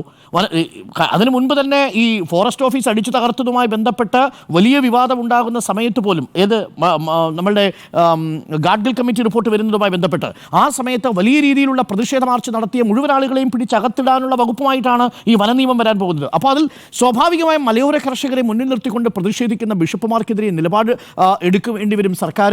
അങ്ങനെ അവരെ ഏതെങ്കിലും തരത്തിൽ കയ്യാമം വയ്ക്കുന്ന അവസ്ഥയിലേക്ക് ഒരു ബീറ്റ് ഓഫീസർക്ക് അധികാരം കൊടുക്കുന്ന നിയമത്തെ ഈ ക്രിസ്ത്യൻ സമുദായം അംഗീകരിക്കാനുള്ള സാധ്യതയില്ല. അപ്പം ഇത്തരം വിഷയങ്ങളാണ് യഥാർത്ഥത്തിൽ വരാൻ പോകുന്ന ദിവസങ്ങളിൽ സഭയുടെ ആറ്റിറ്റ്യൂഡിനെ നിശ്ചയിക്കാൻ പോകുന്നത്. ഒറ്റ കാര്യം കൂടി പറഞ്ഞ് ഞാൻ അവസാനിപ്പിക്കാം. ഇതെല്ലാം ഫലം കാണുന്നത് എങ്ങനെയാണ്? പെട്ടെന്നൊരു നീക്കം ഉണ്ടാകുന്നത് ഒരു പൊതുശത്രുവിനെ മുന്നിൽ കണ്ടുകൊണ്ടാണ് ലീഗും UDFും സഭകളും ഒരു സോഷ്യൽ എഞ്ചിനീയറിംഗ് ഇറങ്ങുന്നത്. എന്താണ് ആ പൊതുശത്രു? 2024 തെരഞ്ഞെടുപ്പിൽ രസകരമായ ഒരു അനാലിസിസ് ഉണ്ട്. ഇക്കഴിഞ്ഞ ലോക്സഭാ തെരഞ്ഞെടുപ്പിൽ BJPക്കെതിരെ ഏറ്റവും ശക്തമായി ക്യാമ്പയിൻ ചെയ്തത് കേരളത്തിൽ LDF ആണ്. ആ BJP ഒരു വലിയ ശത്രുവായി, ഒരു വലിയ സാധ്യതയായിട്ട് കേരളത്തിൽ വളരുന്നുണ്ട് എന്ന ഒരു വലിയ ചർച്ച നടക്കുകയും അതിൻ്റെ ഗുണം ആത്യന്തികമായി ആർക്കാണ് ലഭിച്ചത്? ഈ ക്രിസ്ത്യൻ സമുദായ അംഗങ്ങളിൽപ്പെട്ട വോട്ടുകളും ന്യൂനപക്ഷ വോട്ടുകളും UDFിന് അനുകൂലമായിട്ട് ഏകീകരിക്കുന്നതിന് സഹായിച്ചു. അതിൽ ഒരു വിഭാഗം വോട്ടുകൾ പോയി. പത്തനംതിട്ടയിൽ വോട്ട് പോയിട്ടുണ്ട്. കാര്യം പത്തനംതിട്ടയിൽ കെ സുരേന്ദ്രന് അത്രത്തോളം വോട്ടുകൾ കിട്ടിയില്ലെങ്കിലും അനിൽ ആന്റണിക്ക് നിർണായകമായ വോട്ട് പത്തനംതിട്ടയിലെ ക്രിസ്ത്യൻ സമുദായത്തിൽ നിന്ന് കിട്ടിയിട്ടുണ്ട്. എന്നാൽ അതേസമയം തൃശ്ശൂരിൽ വോട്ട് എങ്ങനെയാണ് 4 ലക്ഷത്തോളം സുരേഷ് ഗോപിക്ക് ഉയർത്താൻ സാധിച്ചത്? ക്രിസ്ത്യൻ സമുദായത്തിൻ്റെ പിന്തുണയുണ്ട്. ഇത് രണ്ടും ഒഴിച്ചു നിർത്തിയാൽ വലിയ രീതിയിൽ രാജീവ് ചന്ദ്രശേഖരന് കുറച്ച് വോട്ട് കിട്ടി എന്നത് മാറ്റി നിർത്തിക്കഴിഞ്ഞാൽ വലിയ രീതിയിലൊരു നേട്ടമുണ്ടാക്കാൻ BJPക്കും സാധിച്ചിരുന്നില്ല. പക്ഷേ അതൊരു സാധ്യതയാണ് എന്നത് 2024 തെരഞ്ഞെടുപ്പോടുകൂടി ലീഗ് മനസ്സിലാക്കുന്നു, UDF മനസ്സിലാക്കുന്നു, ക്രിസ്ത്യൻ സമുദായം മനസ്സിലാക്കുന്നു. അവിടെ കേക്ക് കൊടുക്കുമ്പോൾ ഇവിടെ പുൽക്കൂട് കത്തിക്കുകയാണ്. അപ്പോൾ സ്വാഭാവികമായും സംസ്ഥാനത്തെ പല ഫ്രിഞ്ച് എലമെൻറ്റുകളുടെയും സംഘപരിവാറുമായി ബന്ധപ്പെട്ട ഫ്രിഞ്ച് എലമെൻറ്റുകളുടെ പ്രവർത്തനം സഭയ്ക്കുള്ളിൽ തന്നെ വലിയ അവമതിപ്പുണ്ടാക്കുന്നു. മണിപ്പൂരിലെ വിഷയത്തിന് പുറത്ത് സഭാ നേതൃത്വത്തിന് മറുപടി പറയേണ്ടി വരുന്ന സാഹചര്യം ഉണ്ടാക്കുന്നു. നേരത്തെ പറഞ്ഞതുപോലെ ജോസഫ് പംപ്ലാനി ഉന്നയിച്ചതുപോലെ റബ്ബറിൻ്റെ വിലയുമായി ബന്ധപ്പെട്ട വിഷയങ്ങൾ ഇത് കേന്ദ്രത്തിനെതിരെയുള്ള ഒരു അവമതിപ്പുണ്ടാക്കുന്നു. ആ രീതിയിൽ BJPയുടെ ഒരു സോഷ്യൽ എഞ്ചിനീയറിംഗ് ദുർബലമാകുന്ന ഘട്ടത്തിലാണ് സഭയുടെ സോഷ്യൽ എഞ്ചിനീയറിംഗിലേക്ക് UDF കൂടുതൽ കരുത്താർജിച്ചു വരുന്നത്. ആ അർത്ഥത്തിലൊക്കെ സാഹചര്യങ്ങൾ നിലവിൽ UDFിന് അനുകൂലമാണ്. അത് പൂർണ്ണമായിട്ടും ഇനി വരുന്ന നാളുകളിൽ എങ്ങനെയാണ് അത് മുന്നോട്ട് കൊണ്ടുപോവുക, ആരത് മുന്നോട്ട് കൊണ്ടുപോകും എന്നുള്ളതാണ് പ്രധാനപ്പെട്ട കാര്യം. ഞാൻ ഇപ്പോഴും വിശ്വസിക്കുന്നു അതിലൊരു ടേക്ക് എടുക്കാൻ മുസ്ലിം ലീഗിന് സാധിക്കുന്നു എന്നുള്ളതൊരു ചെറിയ കാര്യമല്ല. അത് കേരളത്തിൽ ഉണ്ടാക്കാൻ പോകുന്ന രാഷ്ട്രീയമായൊരു പുതിയ നറേറ്റീവ് ഏറെ സൗന്ദര്യമുള്ളതായിരിക്കുമെന്നാണ് ഞാൻ മനസ്സിലാക്കുന്നത്. ആൻഡ്രോ ഗസ്റ്റ്, അരുൺ, 2016 ഇലക്ഷനിൽ എന്തുകൊണ്ടാണ് UDFിൻ്റെ ഒപ്പം കോൺഗ്രസ് അല്ലെ UDFിൻ്റെ ഒപ്പം ക്രിസ്തീയ സഭകൾ നിന്നിട്ടില്ല എന്നുള്ള കാര്യം ശ്രദ്ധിച്ചിട്ടുണ്ടോ? കാരണം എന്താണ്? ബെന്നി ബെഹനാൻ അന്ന് ജോസ് കെ മാണിയെ പുറത്താക്കി. എങ്ങനെയാണ് പുറത്താക്കിയത്? പാർട്ടിയിൽ നിന്ന് തന്നെ, UDFിൽ നിന്ന് തന്നെ പുറത്താക്കി. അന്ന് UDFിൻ്റെ കൺവീനർ ബെന്നി ബെഹനാനാണല്ലോ. അപ്പോൾ UDF കൺവീനർ പുറത്താക്കി. അന്ന് ഒരു നരേറ്റീവ് എന്താണ്? ക്രിസ്ത്യൻ സമൂഹത്തെ UDFിൽ നിന്ന് അകറ്റാനുള്ള ഒരു നരേറ്റീവ് സൃഷ്ടിച്ചു എന്നുള്ളതായിരുന്നു അന്നത്തെ മുഴുവൻ ചർച്ച. അന്ന് എല്ലാ സ്ഥലങ്ങളിലും പിന്നെ ജോസ് കെ മാണി നേതാക്കന്മാരും ക്രിസ്ത്യൻ നേതാക്കന്മാരും സഭാ നേതാക്കന്മാരും എല്ലാം സഭാപിതാക്കന്മാരെല്ലാം ഇതിനെക്കുറിച്ച് ഗാഢമായി ചർച്ച ചെയ്യുകയും ചെയ്തിട്ടുണ്ട്. ആ സമയത്തുണ്ടായ ഒരു ചർച്ചയുടെ അടിസ്ഥാനത്തിലാണ് സത്യം പറഞ്ഞിട്ടുണ്ടെങ്കിൽ UDFിൽ നിന്നും ഈ പറയുന്ന ജോസ് കെ മാണി പോയപ്പോൾ ഒരു വിഭാഗം വരുന്ന ക്രിസ്ത്യൻ സമൂഹങ്ങൾ അങ്ങനെ പുറത്തുപോയി. അതിൻ്റെ ഗുണം കിട്ടിയത് രണ്ട് പാർട്ടിക്കാണ്. ഒന്ന് കിട്ടിയത് CPMനും ഒന്ന് കിട്ടിയത് BJPക്കുമാണ്. അതിൻ്റെ ഒരു നെഗറ്റീവാണ് ഇപ്പോഴും നടന്നുകൊണ്ടിരിക്കുന്നത്. അന്ന് ഉണ്ടായ ചേഞ്ചിൻ്റെ ഭാഗമായിട്ട് ഇന്ന് BJPക്ക് വോട്ട് കിട്ടുന്നുണ്ട്, LDFിന് വോട്ട് കിട്ടുന്നുണ്ട്, CPMന് വോട്ട് കിട്ടുന്നുണ്ട്. അതിൻ്റെ ബെനിഫിറ്റ് എന്താണ്? പത്തനംതിട്ട, കോട്ടയം, ഇടുക്കി, വയനാട്, കോഴിക്കോടിൻ്റെ മലയോര മേഖല, കണ്ണൂരിൻ്റെ മലയോര മേഖല, തീരദേശ മേഖലകൾ മുഴുവൻ ഈ സ്ഥലങ്ങളിൽ എല്ലാം ഉണ്ടായിരുന്ന 3 ക്രിസ്ത്യൻ വിഭാഗം എന്താണ് റോമൻ കത്തോലിക്ക, പിന്നെ മറ്റേ നമ്മുടെ ലത്തീൻ കത്തോലിക്ക വിഭാഗങ്ങൾ, പിന്നെ ഓർത്തഡോക്സ് വിഭാഗം, ഈ 3 വിഭാഗത്തിൻ്റെ പൂർണ്ണ പിന്തുണ ആർക്കായി മാറി? ആ സമയത്ത് LDFിനായി മാറി. അതിൻ്റെ ഒരു വലിയ മാറ്റം LDFിന് ഗുണം ചെയ്തു എന്നുള്ളതാണ്. അതിനുശേഷം പിന്നെ ഇങ്ങോട്ട് എന്താണ് സംഭവിച്ചിട്ടുള്ളത്? അതിനെ മെയിൻറ്റെയിൻ ചെയ്തുകൊണ്ടാണ് LDFിന് കഴിഞ്ഞിട്ടുണ്ടെന്നുള്ളതാണ്. കാരണം എന്താണ്? ജോസ് കെ മാണിക്ക് അന്ന് ഇലക്ഷനിൽ തോറ്റെങ്കിലും അദ്ദേഹത്തിന് രാജ്യസഭാ MP സ്ഥാനം കൊടുക്കുന്നു. അതിനുശേഷം ജോഷി അഗസ്റ്റിൻ മന്ത്രിയാകുന്നു. പിന്നെ നമ്മുടെ ആലപ്പുഴയിലെ MLA സജി ചെറിയാൻ മന്ത്രിയാകുന്നു. ആന്റണി രാജു മന്ത്രിയാകുന്നു. അങ്ങനെ LDFിനെ ക്രിസ്ത്യൻ സമൂഹത്തെ സപ്പോർട്ട് ചെയ്യാൻ ഭാഗത്തുള്ള എല്ലാ സംവിധാനങ്ങളും കൊടുത്തു. ഒരേ ഒരു വിഷയത്തിൽ മാത്രമാണ് ആ സമയത്ത് തെറ്റുപറ്റിയിട്ടുള്ളത്. ഏതാണ്? നമ്മുടെ തിരുവനന്തപുരത്ത് പിന്നെ കത്തോലിക്ക ബിഷപ്പ് പിന്നെ ലത്തീൻ കത്തോലിക്ക സംവിധാനവുമായി ബന്ധപ്പെട്ടിട്ടുള്ള ഇഷ്യൂവിൽ നമ്മുടെ വിഴിഞ്ഞം മുതലപ്പൊഴി വിഷയത്തുമായി ബന്ധപ്പെട്ട വിഷയത്തിൽ ക്രിസ്ത്യൻ സമൂഹമായ പ്രശ്നം മാത്രമാണ് കുറേ നാളുകളായി ചർച്ച ചെയ്യുന്നത്. ഇപ്പോഴാണല്ലോ ഈ പറയുന്ന മുനമ്പം വിഷയം പുറത്തു വന്നത്. ഈ പറഞ്ഞ വനനിയമവുമായി ബന്ധപ്പെട്ട കാര്യങ്ങൾ പോരുമ്പോൾ അതുവരെയുള്ള കാലയളവിൽ ഏതെങ്കിലും സംവിധാനത്തിൽ ഈ പറഞ്ഞ LDFും സഭകളുമായിട്ട് എന്തെങ്കിലും പ്രശ്നങ്ങളുണ്ടോ? ഒരു പ്രശ്നങ്ങളും ഇല്ല എന്നുള്ളതാണ് ഞാൻ വിശ്വസിക്കുന്ന. ഒരു കാരണവശാലും ഇപ്പോൾ LDFിൻ്റെ നിന്ന് ജോസ് കെ മാണി ഇറങ്ങി UDFിന് വരേണ്ട ഒരു കാര്യവും ഇപ്പോൾ നിലനിൽക്കുന്നില്ല. നിലനിൽക്കുന്നില്ല. എന്ത് കാര്യമാണ് നിലനിൽക്കുന്നത്? അവർക്ക് കിട്ടേണ്ട എല്ലാ സംവിധാനം കിട്ടിയിട്ടുണ്ട്. LDF CPM-ന്റെ കയ്യിലിരുന്ന രാജ്യസഭാ സീറ്റ് എടുത്ത് ജോസ് കെ മാണിക്ക് കൊടുത്തില്ലേ? അതിൽ കൂടുതൽ അവരെന്താ ചെയ്യേണ്ടത്? ആകെ 2 സീറ്റേ ഉള്ളൂ. അതിനകത്ത് പിന്നെ എന്താണ് നമ്മുടെ CPI-ന്റെ സീറ്റ് എടുത്ത് ജോസ് കെ മാണിക്ക് കൊടുക്കുന്നതായിരുന്നല്ലോ ചർച്ച. CPM കയ്യിൽ രാജ്യസഭാ സീറ്റ് കയ്യിൽ വെക്കുന്നതായിരുന്നല്ലോ ചർച്ച. എളമരം കരീമിൻ്റെ സീറ്റ് എടുത്ത് ജോസ് കെ മാണിക്ക് കൊടുത്തു. അവർക്ക് എന്തെങ്കിലും ഇനി ചെയ്തു കൊടുക്കാൻ പറ്റുമോ? പിന്നെ എന്താ കാര്യം എന്താ ഈ പറഞ്ഞ കോൺഗ്രസിനെ സംബന്ധിച്ചിടത്തോളം 20 UDF-നെ സംബന്ധിച്ചിടത്തോളം 20 സീറ്റോ 21 സീറ്റോ മാത്രമേ ലീഗിന് കൊടുക്കാൻ പറ്റുള്ളൂ അല്ലേ? ബാക്കി വരുന്ന സീറ്റുകൾ 50 സീറ്റുകൾ ഉണ്ടാക്കി കൊടുക്കേണ്ട UDF ആണ്. ഏത് മണ്ഡലത്തിൽ സീറ്റ് ഉണ്ടാക്കും? കോട്ടയത്ത് എങ്ങനെയാണ്? കോട്ടയത്തിന് പ്രത്യേകത ഉണ്ട്. എന്താ അറിയോ? KM മാണി കൈവെള്ളയിൽ കൊണ്ടുനടന്ന കോട്ടയാണ് അല്ലേ? അവിടെ അങ്ങനെയൊന്നും പിന്നെ UDF-ന് കയറി വരാൻ കഴിയുമെന്ന് തോന്നുന്നുണ്ടോ നിങ്ങൾക്ക്? പത്തനംതിട്ടയുടെ മലയോര മേഖലയെ ഒറ്റയടിക്കൊന്നും UDF-ന് കയറി വരാൻ പറ്റില്ല. ഏത് നേതാക്കളെ വെച്ച് നിങ്ങൾ കയറി വരും? ഈ സ്ഥലങ്ങളൊക്കെ നേതാവ് വേണ്ടേ? ഇടുക്കിയിൽ ഏത് നേതാവിനെ വെച്ചിട്ടാണ് നിങ്ങൾ ക്രിസ്ത്യൻ സമൂഹത്തെ കൈകാര്യം ചെയ്യുന്നത്? ഇതെല്ലാം ഞാൻ വിചാരിക്കുന്നത് ഓരോ ക്രിസ്ത്യൻ മേഖലയും ഓരോ പോക്കറ്റുകളാണ്. ആ സ്ഥലങ്ങളെല്ലാം അതാത് ഏരിയയിൽ നേതാവ് വേണം. ഞാൻ പറയാം, ഇപ്പോൾ സണ്ണി ജോസഫ് MLA ആണ്. ആ കാര്യം എന്താ? പിന്നെ കണ്ണൂരിൻ്റെ മലയോര മേഖല അദ്ദേഹം കൈയടക്കി വെച്ചിട്ടുണ്ട്. അവിടെ അദ്ദേഹം എല്ലാ പ്രാവശ്യം ജയിച്ചു വരുന്നില്ലേ? റോഷി അഗസ്റ്റൻ ഇടുക്കിയുടെ മലയോര മേഖലയിലെ MLA ആണ്. അവിടെ എല്ലാ പ്രാവശ്യവും അദ്ദേഹം ജയിച്ചു വരും. അദ്ദേഹം UDF-ലാണെങ്കിൽ LDF-ലാണെങ്കിൽ ജയിച്ചു വരും. അതാണല്ലോ ഇടുക്കിയുടെ മലയോര മേഖല. അതുപോലെ നിങ്ങൾ ശ്രദ്ധിച്ചാൽ മനസ്സിലാവും, ക്രിസ്ത്യൻ പോക്കറ്റുകളെ എല്ലാം കൈകാര്യം ചെയ്യുന്നത് അതായത് ആ ഏരിയയിലെ നേതാക്കന്മാരാണ്. എൻ്റെ ക്രിസ്ത്യൻ സമൂഹത്തെ കൈകാര്യം ചെയ്തിരുന്ന നേതാവായിരുന്നു പിന്നെ KM മാണിയും അതുപോലെ തന്നെ ഉമ്മൻചാണ്ടിയും. അവർക്ക് എല്ലാ കാര്യങ്ങളും അവരോട് ഡിസ്കസ് ചെയ്യാമായിരുന്നു. എല്ലാ അരമനകളുമായിട്ട് അവർക്ക് ബന്ധങ്ങളുണ്ടായിരുന്നു. എല്ലാ പിതാക്കന്മാരുമായിട്ട് ബന്ധങ്ങളുണ്ട്. ഇപ്പോഴത്തെ സിറ്റുവേഷനിൽ ഏത് നേതാവിനാണ് ഈ ഉമ്മൻചാണ്ടി സംസാരിച്ചതുപോലെ KM മാണി സംസാരിച്ചതുപോലെ ഉള്ള ഒരു ബന്ധമുള്ളത്? അത് ബന്ധമുള്ള നേതാവ് എന്ന് പറയുന്നത് ആരാണ്? ജോസ് കെ മാണിയും PJ ജോസഫുമാണ്. PJ ജോസഫിൻ്റെ പ്രശ്നം ഇനിയുള്ള 2 കേരള കോൺഗ്രസ് ആണല്ലോ. UDF-ൻ്റെ ഭാഗത്തുള്ള കേരള കോൺഗ്രസ് PJ ജോസഫിൻ്റെ ഭാഗത്ത്. PJ ജോസഫ് പണ്ടത്തെ പോലെ സംസാരിച്ച് കൈകാര്യം ചെയ്യാൻ പറ്റുമെന്ന് തോന്നുന്നുണ്ടോ ഇന്നത്തെ സിറ്റുവേഷനിൽ? ഒരു കാരണവശാലും പറ്റത്തില്ല. മോൻസി ജോസഫിന് അതിന് അത്ര ലെവലിലുള്ള ബന്ധം ഈ പറഞ്ഞ എൻ്റെ സ്റ്റേറ്റിലില്ല. ആ സ്റ്റേറ്റിലുള്ളത് ആരാണ്? ഈ പറഞ്ഞ ജോസ് കെ മാണിക്ക് തന്നെയാണ്. ഡിസ്കഷൻ നടക്കുന്നത് ജോസ് കെ മാണി മോന്തരാണ്. ഈ ഡിസ്കഷൻ നടക്കുന്നത് റോഷി അഗസ്റ്റിനും ബന്ധപ്പെട്ട കാര്യങ്ങളാണ്. ഈ പറയുന്ന എല്ലാ സംവിധാനത്തിലും പോയി റോഷി അഗസ്റ്റിനും ജോസ് കെ മാണിയും ബന്ധപ്പെടുന്നുണ്ട്. അപ്പോൾ ഒരു പരിധിവരെ LDF-ൻ്റെ ഭാഗത്തുനിന്ന് ഒരു വോട്ട് ചോർച്ചയുണ്ടാക്കി UDF-ലേക്ക് വരും. ക്രിസ്ത്യൻ സമൂഹത്തിൻ്റെ വോട്ട് ചോർച്ചയുണ്ടാക്കി UDF-ലേക്ക് ഞാൻ വരുന്നു വിശ്വസിക്കുന്നില്ല. പിന്നെ എന്താണ് നിങ്ങൾ ഈ പറഞ്ഞ ലീഗുമായി ബന്ധപ്പെട്ട കാര്യം? ലീഗ് എത്ര മുസ്ലിം സമുദായം എത്ര സംസാരിച്ച് നേരെയാക്കാമെന്ന് വിചാരിച്ചാലും, ക്രിസ്ത്യൻ സമൂഹത്തെ അടുപ്പിക്കാമെന്ന് വിചാരിച്ചാലും, പിതാക്കന്മാരുമായിട്ട് ചർച്ച നടത്താമെന്ന് വിചാരിച്ചാലും അതിനൊരു പരിധിയുണ്ട്. ആ പരിധിക്കപ്പുറം നമുക്കിങ്ങനെ ഒരു പുകമറച്ച് സൃഷ്ടിക്കാം എന്നുള്ളതിനേക്കാൾ അപ്പുറം ഇപ്പോൾ ക്ലീൻ മിസ് ബാബ അവിടെ പോയി സംസാരിച്ചു എന്ന് വിചാരിച്ചിട്ട് നിങ്ങൾക്ക് വിചാരിക്കുന്നുണ്ടോ ഈ കേരളത്തിലെ കത്തോലിക്കർ മുഴുവൻ കോൺഗ്രസിന് വോട്ട് ചെയ്യുമെന്ന്? അല്ല, വോട്ട് ചെയ്യുമെന്ന് വിചാരിക്കുന്നുണ്ടോ? പിന്നെ സാദിഖ് അലി ശിഹാബ് നമ്മൾ കോഴിക്കോട് പോയി നമ്മുടെ വർഗീസ് ചക്കാലക്കൽ പിതാവിനെ കണ്ടു, അവിടെ കേക്ക് മുറിച്ചു എന്ന് വിചാരിച്ചിട്ട് ലത്തീൻ സഭയുടെ വോട്ട് മുഴുവൻ UDF-ന് വരുമെന്ന് നിങ്ങൾ വിശ്വസിക്കുന്നുണ്ടോ? അങ്ങനെയൊന്നും നടക്കില്ല എന്നേ. ക്രിസ്ത്യൻ സഭകളുടെ ഒരു ശൈലി എന്താണ്? അവർക്ക് കറക്റ്റായ തീരുമാനങ്ങളുണ്ട്. അവരെടുക്കുന്ന തീരുമാനങ്ങൾ എന്ന് പറയുന്നത് ഒറ്റക്കെട്ടായ തീരുമാനങ്ങളാണ്. നിങ്ങളൊരു കാര്യം മനസ്സിലാക്കേണ്ടത്, തിരുവമ്പാടി എന്ന് പറഞ്ഞൊരു മണ്ഡലമുണ്ട്. തിരുവമ്പാടി മണ്ഡലം എപ്പോഴും മത്സരിക്കുന്ന ആരാ? ലീഗിൻ്റെ സ്ഥാനാർത്ഥിയാണ് അല്ലേ? ഇതുവരെ അവിടെ മത്സരിക്കാൻ പറ്റും. ആകെ 60-40 60-40% അവിടെ ഏറ്റവും കൂടുതലുള്ളത് ക്രിസ്ത്യാനികളാണ്. ആ ക്രിസ്ത്യാനികളുടെ വോട്ട് ഇന്നേ വരെ ലീഗിന് ജയിക്കാൻ പറ്റിയിട്ടുണ്ടോ ആ മണ്ഡലത്തിൽ? പക്ഷേ കോൺഗ്രസ് മത്സരിച്ചാൽ ജയിക്കാൻ പോകുന്നില്ല. ഞാൻ പറയുന്നത് ലീഗിൻ്റെ നേതാവിനും ലീഗ് കോൺഗ്രസിന് ജയിപ്പിക്കാൻ പറ്റുന്നില്ല. അവിടെ ആരാണ് CPM സ്ഥാനാർത്ഥി വെച്ചാണ് ലിൻഡോ ജോസഫ് എന്ന് പറഞ്ഞിട്ട് ഒരു ക്രിസ്ത്യാനിനെ കൂടെ സ്ഥാനാർത്ഥിയാക്കിയാണ് അവിടെ. അവർക്ക് കറക്റ്റായിട്ട് ആ ഏരിയ, അതാണ് ഞാൻ പറഞ്ഞത്, ഓരോ മണ്ഡലങ്ങളിൽ നിന്നും ഏത് സ്ഥാനാർത്ഥീനെ നിർത്തണമെന്നും ഏത് സ്ഥാനാർത്ഥിയാണ് ഈ പിതാക്കന്മാരുമായിട്ട് ചർച്ച നടത്തി മുന്നോട്ട് കൊണ്ടുപോകുന്നുള്ള ഒരു ധാരണ ഈ LDF-നുണ്ട്. ആ ധാരണയാണ് മുന്നോട്ട് പോകുന്നത്. ഞാൻ പറയാലോ, ഇപ്പം നിങ്ങൾ നേരത്തെ പറഞ്ഞല്ലോ, ഈ പത്തനംതിട്ടയിലെ ജില്ലാ സെക്രട്ടറി ആരാണ്? അവർക്കറിയാം കറക്റ്റായിട്ട് ആരെ ജില്ലാ സെക്രട്ടറി ആക്കണം എന്നുള്ളത്. അപ്പം ഒരു പരിധിവരെ എൻ്റെ സിസ്റ്റത്തെ മറയ്ക്കാമെന്ന് വിചാരിച്ചിട്ട് ചർച്ച നടത്തിയെന്ന് ഉദയഭാനു അവിടെ കൃത്യമായിട്ട് വോട്ടുണ്ടാക്കി.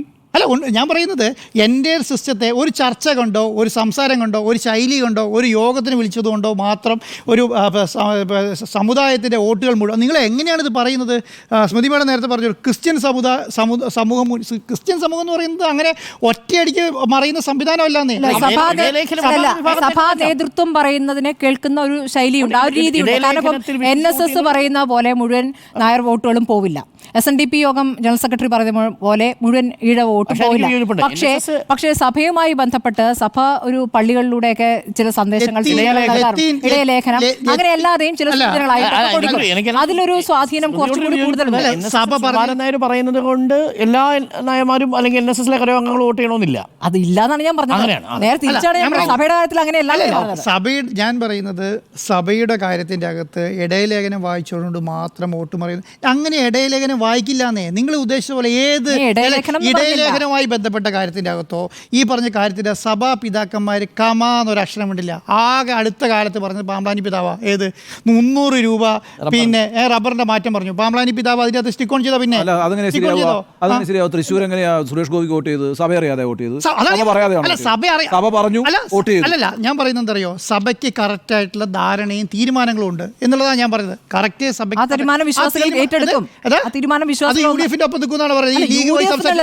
ഏത് തീരുമാനം എടുക്കുന്നോ ഞാൻ പറഞ്ഞത് അങ്ങനെയല്ല. ഞാൻ പറഞ്ഞത് ഇത് UDF വരുമെന്നുള്ളതാണല്ലോ ചർച്ച. നിങ്ങൾ ഈ പറഞ്ഞു വരുന്നത് ഈ സഭയുടെ വോട്ട് UDF വരുമെന്നുള്ള അതിന് മുൻകൈ എടുക്കുന്ന ആരാ? ലീഗിന്റെ വോട്ട് വെച്ചിട്ടാണ് സഭയിലേക്ക് വോട്ട് വരുന്നത്. ഞാൻ പറയുന്നത് അങ്ങനെയാ. നിങ്ങൾ നേതാക്കന്മാർ പേര് പറ. കോൺഗ്രസിൽ ഏത് നേതാവ് സംസാരിച്ചിട്ടാണ് സഭയുടെ വോട്ട് കോൺഗ്രസിലേക്ക് വരിക? പറ. ആ നേതാവിൻ്റെ പേര് പറ. ബെന്നി ബെഹനാനോ? ബെന്നി ബെഹനാൻ ഉണ്ടായിരുന്നെങ്കിൽ ഈ പറയുന്നത് ജോസ് കമാൾ ഈ ബെന്നി ആകെ ഇപ്പം മുതിർന്ന നേതാവ് എന്ന് പറയുന്നത് ബെന്നി ബെഹനാനാണ് നമ്മുടെ മുന്നിലുള്ളത്. ബെന്നി ബെഹനാനെ പിന്നെ ഇതിൻ്റെ തലപ്പത്ത് നിർത്തിയിട്ടുണ്ട് ഈ ലത്തീൻ കത്തോലിക്ക വിഭാഗത്തിൻ്റെയും റോമൻ കത്തോലിക്ക, അത് രണ്ടുമാണല്ലോ. ലത്തീൻ കത്തോലിക്ക വിഭാഗം റോമൻ കത്തോലിക്ക വിഭാഗമാണല്ലോ ഇത് ഏറ്റവും വലിയ പിന്നെ സഭേൻ്റെ സംവിധാനം എന്ന് പറയുന്നത് കേരളത്തിലെ. ആ 2 വോട്ട് വരും നിങ്ങൾ വിചാരിക്കുന്നുണ്ടോ? അങ്ങനെ വരാൻ പോകുന്നില്ല എന്നുള്ളതാണ്. അപ്പോൾ അതിനെന്താ അങ്ങനെയൊരു നേതാവ് സത്യം പറഞ്ഞാൽ ഇപ്പം ഇല്ല. അത് എമർജ് ചെയ്ത് വരണം. ആ എമർജ് ചെയ്ത് വരാൻ വേണ്ടിയിട്ട് ഇപ്പോഴത്തെ സിറ്റുവേഷൻ നമ്മുടെ മുന്നിൽ ഏതെങ്കിലും നേതാവിനെ നിങ്ങൾ കാണുന്നുണ്ടോ? ആകെ കാണുന്നത് റോമൻ കത്തോലിക്ക വിഭാഗവുമായി ബന്ധപ്പെട്ടതാണെങ്കിൽ കുറച്ചെങ്കിലും ഉള്ളത് സണ്ണി ജോസഫ് മാത്രമാണ്. ആ സണ്ണി ജോസഫ് എമർജ് ചെയ്ത് വരണം. ആ എമർജ് ചെയ്യുന്നത് എൻ്റെ കേരളത്തിലുള്ള പിതാക്കന്മാരുമായിട്ടും സഭകളുമായിട്ടുള്ള ബന്ധം വരണം. അത് വരാനുള്ള സമയം ഈ പറഞ്ഞ ലീഗ് മാത്രം വിചാരിച്ചാൽ നടക്കില്ല എന്നുള്ളതാണ് എൻ്റെ. ഞാൻ ചുരുക്കി പറയാം, കാരണം അവസാന മിനിറ്റുകളിലേക്ക് എത്തുമ്പോഴാണ് എൻ്റെ അടുത്തേക്ക് വന്നത്. എല്ലാവരും ഇടപെട്ടൊക്കെ സംസാരിച്ചുകൊണ്ട് എല്ലാത്തിനും അതിൻ്റേതായ സമയമുണ്ട് എന്ന് മുസ്ലിം ലീഗ് പറഞ്ഞത് ഓർമ്മ കാണുമല്ലോ. അപ്പോൾ ആ സമയത്തിലേക്ക് എത്തിയിരിക്കുന്നു. ഇപ്പോഴുണ്ടെങ്കിൽ നേടിയെടുക്കാം, അല്ലെങ്കിൽ കോൺഗ്രസ് വെറുതെ ഇങ്ങനെ വട്ടക്കൊട്ടയിൽ വെള്ളം കോരിയിട്ട് കാര്യമില്ല. മാഡം ഒന്നും പറയുന്നത് പോലെ അങ്ങനെയുള്ളതൊക്കെ അതിമോഹമാണ്. കാരണം കോൺഗ്രസിന് ഇടതുപക്ഷത്തിൽ നിന്ന് ഈ അധികാരം പിടിച്ചെടുക്കണം എന്നുണ്ടെങ്കിൽ കൃത്യമായ ഒരു ആക്ഷൻ പ്ലാനിലേക്ക് പോകണം. നേതാക്കളെല്ലാം 2 വഴിക്കാണ്. രമേശ് ചെന്നിത്തല തെക്കോട്ട് പോയാൽ VD സതീശൻ വടക്കോട്ട് പോകും. ആ രീതിയിലാണ് കാര്യങ്ങൾ പോകുന്നതെങ്കിൽ എങ്ങനെയാണ് എല്ലാവരെയും ഒന്നിപ്പിച്ച് കൊണ്ടുവരാൻ കഴിയുക എന്നൊരു വിഷയം അവിടെ നേരിടുന്നുണ്ട്. UDF ഇപ്പോൾ ഇനി മുന്നണി വിപുലീകരണം അടക്കം ഇനി അങ്ങോട്ട് ചർച്ചകളിലേക്ക് കൊണ്ടുവരികയാണ് എന്ന് വേണം മനസ്സിലാക്കാൻ. കാരണം കേരള കോൺഗ്രസ് എമ്മിനെ അതുപോലെ തന്നെ RJD ശ്രേയാംസ് കുമാറൊക്കെ എങ്ങനെയെങ്കിലും വിളിച്ച് തിരിച്ചു വരാനായിട്ട് നിൽക്കുകയാണ്. അപ്പോൾ കേരള കോൺഗ്രസ് എം, RJD ഇവരെയൊക്കെ കൊണ്ടുവന്നുകൊണ്ടുള്ള ഒരു മുന്നണി വിപുലീകരണം അതൊക്കെയാണ് പ്രായോഗികമായി UDF ചെയ്യേണ്ടത്. അതായത് ലീഗ് പറഞ്ഞതുപോലെ എല്ലാത്തിനും അതിൻ്റെതായ സമയം, ആ സമയം ഇപ്പോൾ ആയിരിക്കുകയാണ്. ആൻഡ്രൂ സാർ പറഞ്ഞതുപോലെ സണ്ണി ജോസഫ് എന്ന് പറയുന്ന ഒരു റൈറ്റ് പിക്കാണ് എന്നാണ് ഞാൻ കരുതുന്നത്. കാരണം കണ്ണൂരിലെ മുൻ DCC പ്രസിഡന്റും MLAയുമായിട്ടുള്ള സണ്ണി ജോസഫിനെ ക്രൈസ്തവ പ്രാതിനിധ്യം വെച്ചുകൊണ്ട് ആദ്യഘട്ടത്തിൽ തന്നെ KPCC അധ്യക്ഷനാക്കണം എന്ന ഒരു ആവശ്യം സഭാ നേതൃത്വത്തിന്റെ ഭാഗത്ത് നിന്ന് ഇതിനകം തന്നെ പലവട്ടം ഉയർന്നു വന്നിട്ടുണ്ട് എന്നുള്ളത് ഒരു വസ്തുതയാണ്. കാരണം AK ആന്റണി, ഉമ്മൻചാണ്ടി ഈ 2 നേതാക്കളും ഉണ്ടായിരുന്നപ്പോൾ ക്രൈസ്തവ സമൂഹത്തിന് കിട്ടിയതുപോലെയുള്ള ഒരു പ്രാതിനിധ്യമോ അല്ലെങ്കിൽ ഒരു പരിഗണനയോ ഇപ്പോൾ കിട്ടുന്നില്ല എന്നുള്ളത് ഒരു യാഥാർത്ഥ്യം തന്നെയാണ്. പരിപാടിയിൽ പോയി പങ്കെടുത്തത് കൊണ്ട് അത് ആ സഭയ്ക്കും സമുദായത്തിനുമുള്ള പിന്തുണയായി അല്ലെങ്കിൽ പ്രാതിനിധ്യമായി മാറുന്നില്ല. അവർ ക്ഷണിച്ച ഒരു പരിപാടിക്ക് വരുന്നു, പ്രസംഗിക്കുന്നു, പോകുന്നു. അങ്ങനെയല്ല. അവർക്കാണ് ഞങ്ങൾ പരിഗണന നൽകുന്നത് എന്ന തോന്നൽ ക്രൈസ്തവ സമൂഹത്തിന് ഉണ്ടാക്കി കൊടുക്കാൻ കോൺഗ്രസിന് കഴിയുന്നില്ല എന്നുള്ളതൊരു വാസ്തവമാണ്. അതുകൊണ്ടാണ് സാദിഖ് അലി ശിഹാബ് തങ്ങൾക്ക് ഈ ഒരു മുൻകൈ എടുക്കേണ്ടി വരുന്നത്. പാണക്കാട്ട് നിന്ന് അതിനുള്ള ഒരു ഇനിഷ്യേറ്റീവ് ഉണ്ടാകുന്നത്. അത് യഥാർത്ഥത്തിൽ ഉമ്മൻചാണ്ടിയെ പോലെ AK ആന്റണിയെ പോലെ ചെയ്യേണ്ടതാരാണ്? K സുധാകരനും VD സതീശനും KC വേണുഗോപാലും ഒക്കെ അടങ്ങുന്ന കോൺഗ്രസിന്റെ നേതൃത്വമാണ്. രമേശ് ചെന്നിത്തല അടക്കമുള്ള നേതാക്കളാണ്. അപ്പോൾ പരിപാടിയിൽ പങ്കെടുക്കുന്നു എന്നതുകൊണ്ട് മാത്രം, ആ താൽക്കാലികമായ മുഖം കാണിക്കൽ കൊണ്ട് മാത്രം കാര്യമില്ല എന്നതാണ് എൻ്റെ ആദ്യത്തെ പോയിന്റ്. കാത്തലിക് ബിഷപ്സ്, എല്ലാ കത്തോലിക്ക ബിഷപ്പുമാരും അംഗീകരിക്കുന്ന ക്രൈസ്തവ സമുദായത്തിൽ നിന്നുള്ള ഒരു നേതാവ് കോൺഗ്രസിൽ നിലവിൽ അത് സണ്ണി ജോസഫ് ആണ് എന്നുള്ളതും ഒരു വസ്തുതയാണ്. പിന്നെ ഇവിടെ KCBCയുടെ deputy secretary general Jacob G പാലക്കപ്പള്ളിയുടെ ഒരു പ്രസ്താവന കിടപ്പുണ്ട്. അദ്ദേഹം പറഞ്ഞത് സമുദായത്തിന് അതിൻ്റെ ശക്തി കേന്ദ്രങ്ങളിൽ പോലും മതിയായ പ്രാതിനിധ്യം കിട്ടിയിട്ടില്ല. അത് KCBCയുടെ ഇതുവരെ വന്നിട്ടുള്ള പ്രധാനപ്പെട്ട ഒരു സ്റ്റേറ്റ്മെന്റ് ആണ്. അപ്പോൾ ജേക്കബ് ജി പാലക്കപ്പള്ളി പറഞ്ഞതുപോലെ അങ്ങനെ ഒരു പ്രാതിനിധ്യത്തിലേക്ക് കാര്യങ്ങൾ കൊണ്ടുവരാൻ എന്തുകൊണ്ട് ശ്രമിക്കുന്നില്ല? വെറുതെ പോയി പരിപാടിയിൽ പങ്കെടുത്ത് ചായ കുടിച്ച് പോന്നാൽ പോരാ, അവർക്ക് മനസ്സിലാകണം. അപ്പോൾ KM മാണി, ഉമ്മൻചാണ്ടി, കുഞ്ഞാലിക്കുട്ടി ആ ഒരു കോമ്പിനേഷൻ പോലെ ഒരു കോമ്പിനേഷൻ വർക്കൗട്ട് ചെയ്തെടുക്കാൻ എന്തുകൊണ്ടാണ് ഈ പറയുന്ന യുവരക്തം തിളയ്ക്കുന്ന കോൺഗ്രസിന്റെ ലീഡർഷിപ്പിന് കഴിയാതെ പോകുന്നത്? അവിടെയാണ് ഇടതുപക്ഷത്തിന് 2021 എവിടെയാണോ പിഴച്ചത് അത് തിരുത്താനും സമയമുണ്ട്. കോൺഗ്രസിനുള്ളതുപോലെ തന്നെ അതേ ചാൻസസ് LDF ഇപ്പോഴും നിലനിൽക്കുന്നുണ്ട്. സർക്കാരിൽ നിന്ന് എന്തുകൊണ്ട് സഭ അകന്നു പോകുന്നു? വിവിധ സഭാ നേതൃത്വങ്ങൾക്ക് എന്താണുള്ള ആശങ്കകൾ, മുനമ്പമടക്കമുള്ള വിഷയങ്ങളിൽ ആശങ്ക എന്താണ് എന്ന് മനസ്സിലാക്കി പരിഹരിക്കാനായിട്ടുള്ള സമയം ഇനിയും കിടപ്പുണ്ട് ഇടതുപക്ഷത്തിന് എന്നതുകൂടി മനസ്സിലാക്കണം. 2024 തുടക്കത്തിൽ സജി ചെറിയാൻ നടത്തിയ കേക്ക് വീഞ്ഞ രോമാഞ്ചം പ്രസ്താവന, അത് അപ്പോൾ തന്നെ ഇടപെട്ട് പിൻവലിപ്പിക്കുന്ന ഒരു സാഹചര്യം ഉണ്ടായത് നമ്മൾ കണ്ടതാണ്. ഡാമേജ് കൺട്രോൾ എന്ന് പറയുന്നത് ചെയ്യാൻ സ്റ്റിൽ LDF സമയമുണ്ട് എന്നതാണ് ഞാൻ കരുതുന്നത്.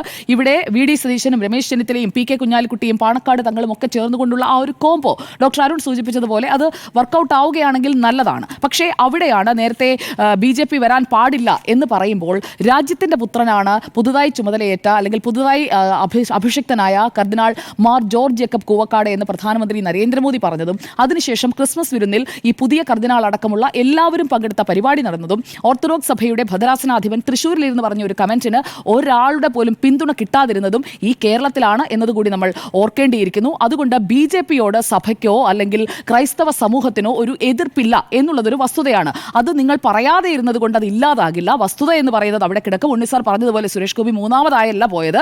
രാജ്യത്തിന്റെ ഇപ്പോൾ കേന്ദ്രമന്ത്രിയായി നിൽക്കുകയാണ്. തൃശ്ശൂരിൽ നിന്നുള്ള MP ആയി തെരഞ്ഞെടുക്കപ്പെട്ടതും ഇതേ ക്രൈസ്തവ സമൂഹത്തിന്റെ സഭയുടെ ഒക്കെ പിന്തുണയോടുകൂടി തന്നെയാണ് തൃശ്ശൂരിൽ നിന്ന് അദ്ദേഹം MP ആവുകയും പിന്നീട് കേന്ദ്രമന്ത്രിയാവുകയും ചെയ്തത്. അങ്ങ് ആശിച്ചതുപോലെ 3ാം സ്ഥാനത്തേക്ക് സുരേഷ് ഗോപി പോയില്ല എന്നത് ഒരു യാഥാർത്ഥ്യമാണ്. സുരേഷ് ഗോപി ജയിച്ചത് അല്ലല്ല, അങ്ങ് ഞാൻ പറഞ്ഞത് അങ്ങയുടെ പ്രീവിയസ് സ്റ്റേറ്റ്മെന്റ് ആണ്. വേണമെങ്കിൽ അങ്ങേക്ക് റെക്കോർഡ്സ് പരിശോധിക്കാം. 3ാം സ്ഥാനത്തേക്ക് സുരേഷ് ഗോപി പോകുമെന്ന് പറഞ്ഞു. ക്രൈസ്തവ സഭയുടെ പിന്തുണ ഉണ്ടാകില്ല എന്ന് പറഞ്ഞു. എന്നാൽ ക്രൈസ്തവ സഭയുടെ അടക്കം പിന്തുണയോട് കൂടിയാണ് അദ്ദേഹം ജയിച്ചത് എന്നുള്ളത് നമ്മുടെ മുന്നിലുള്ള ഒരു ഫാക്റ്റാണ്. അപ്പോൾ 20% ഉണ്ടായിരിക്കുന്ന BJPയുടെ സ്റ്റേറ്റിലെ വോട്ട് വളർച്ച എന്ന് പറയുന്നത് ക്രൈസ്തവ സമൂഹത്തിന്റെയും കൂടി പിന്തുണയുണ്ട്. അത് വളരുന്നതിലേക്ക് ഇപ്പോൾ പ്രധാനമന്ത്രി CBCA ആസ്ഥാനത്ത് എത്തി നടത്തിയ ക്രിസ്മസ് വിരുന്നിലെ പങ്കാളിത്തമടക്കമുള്ള കാര്യങ്ങളും അവിടെ നിൽക്കുന്നുണ്ട്. ഇനി ഒരു കാര്യം കൂടി ഞാൻ പറയാം. 2021 ജനുവരി 4 ഈ എറണാകുളം അങ്കമാലി അതിരൂപത പ്രസിദ്ധീകരണമായ സത്യദീപത്തിൽ വന്ന വിമർശനം എന്തായിരുന്നു? കോൺഗ്രസ് ലീഗിന് കീഴടങ്ങി, UDF വെൽഫെയർ പാർട്ടി ബന്ധത്തിലൂടെ മുന്നണിയുടെ മതനിരപേക്ഷ മുഖം നഷ്ടപ്പെട്ടു. ആ ഒരു കാര്യത്തിൽ നിന്നും തിരിച്ചു വരാൻ UDFന് എത്രത്തോളം കഴിഞ്ഞിട്ടുണ്ട് എന്നുള്ളത്. കാരണം SDPIയുടെ ഒക്കെ സ്റ്റേറ്റ്മെന്റ്സ് ഇപ്പോഴും വന്നു നിൽക്കുകയാണ്, മാറി മാറി വന്നുകൊണ്ടിരിക്കുകയാണ്. ജമാഅത്തെ ഇസ്ലാമിയുടെ വന്നുകൊണ്ടിരിക്കുകയാണ്. ന്യൂനപക്ഷ പ്രീണനമാണ് LDFും UDFും ചെയ്യുന്നത് എന്ന ഒരു തോന്നൽ ഉണ്ടാകുമ്പോഴാണ് ക്രൈസ്തവ സഭകൾ കൃത്യമായ ഒരു നിലപാടിലേക്ക് പോകുന്നത്. അല്ലെങ്കിൽ അവർക്ക് മാത്രമായി എക്സിസ്റ്റ് ചെയ്യാൻ കഴിയുന്ന ഒരു എക്കോസിസ്റ്റം ഉണ്ട്, അല്ലെങ്കിൽ ഞങ്ങൾക്ക് പിന്തുണ നൽകുന്ന ഒരു ഭരണകൂടമുണ്ട് എന്ന് തോന്നുമ്പോൾ കേന്ദ്രത്തോടടുക്കാനുള്ള ചാൻസസും അവിടെയുണ്ട്. അപ്പോൾ LDFനോ UDFനോ NDAക്കോ ഒരു തരത്തിലും ഞങ്ങളുടേത് മാത്രമാണ് എന്ന് അവകാശപ്പെടാൻ കഴിയില്ല. നന്നായി ആരാണോ ക്രൈസ്തവ സഭയോട് പെരുമാറുന്നത് അതേപോലെ തന്നെ നന്നായി തിരിച്ചു പെരുമാറുന്നതാണ്.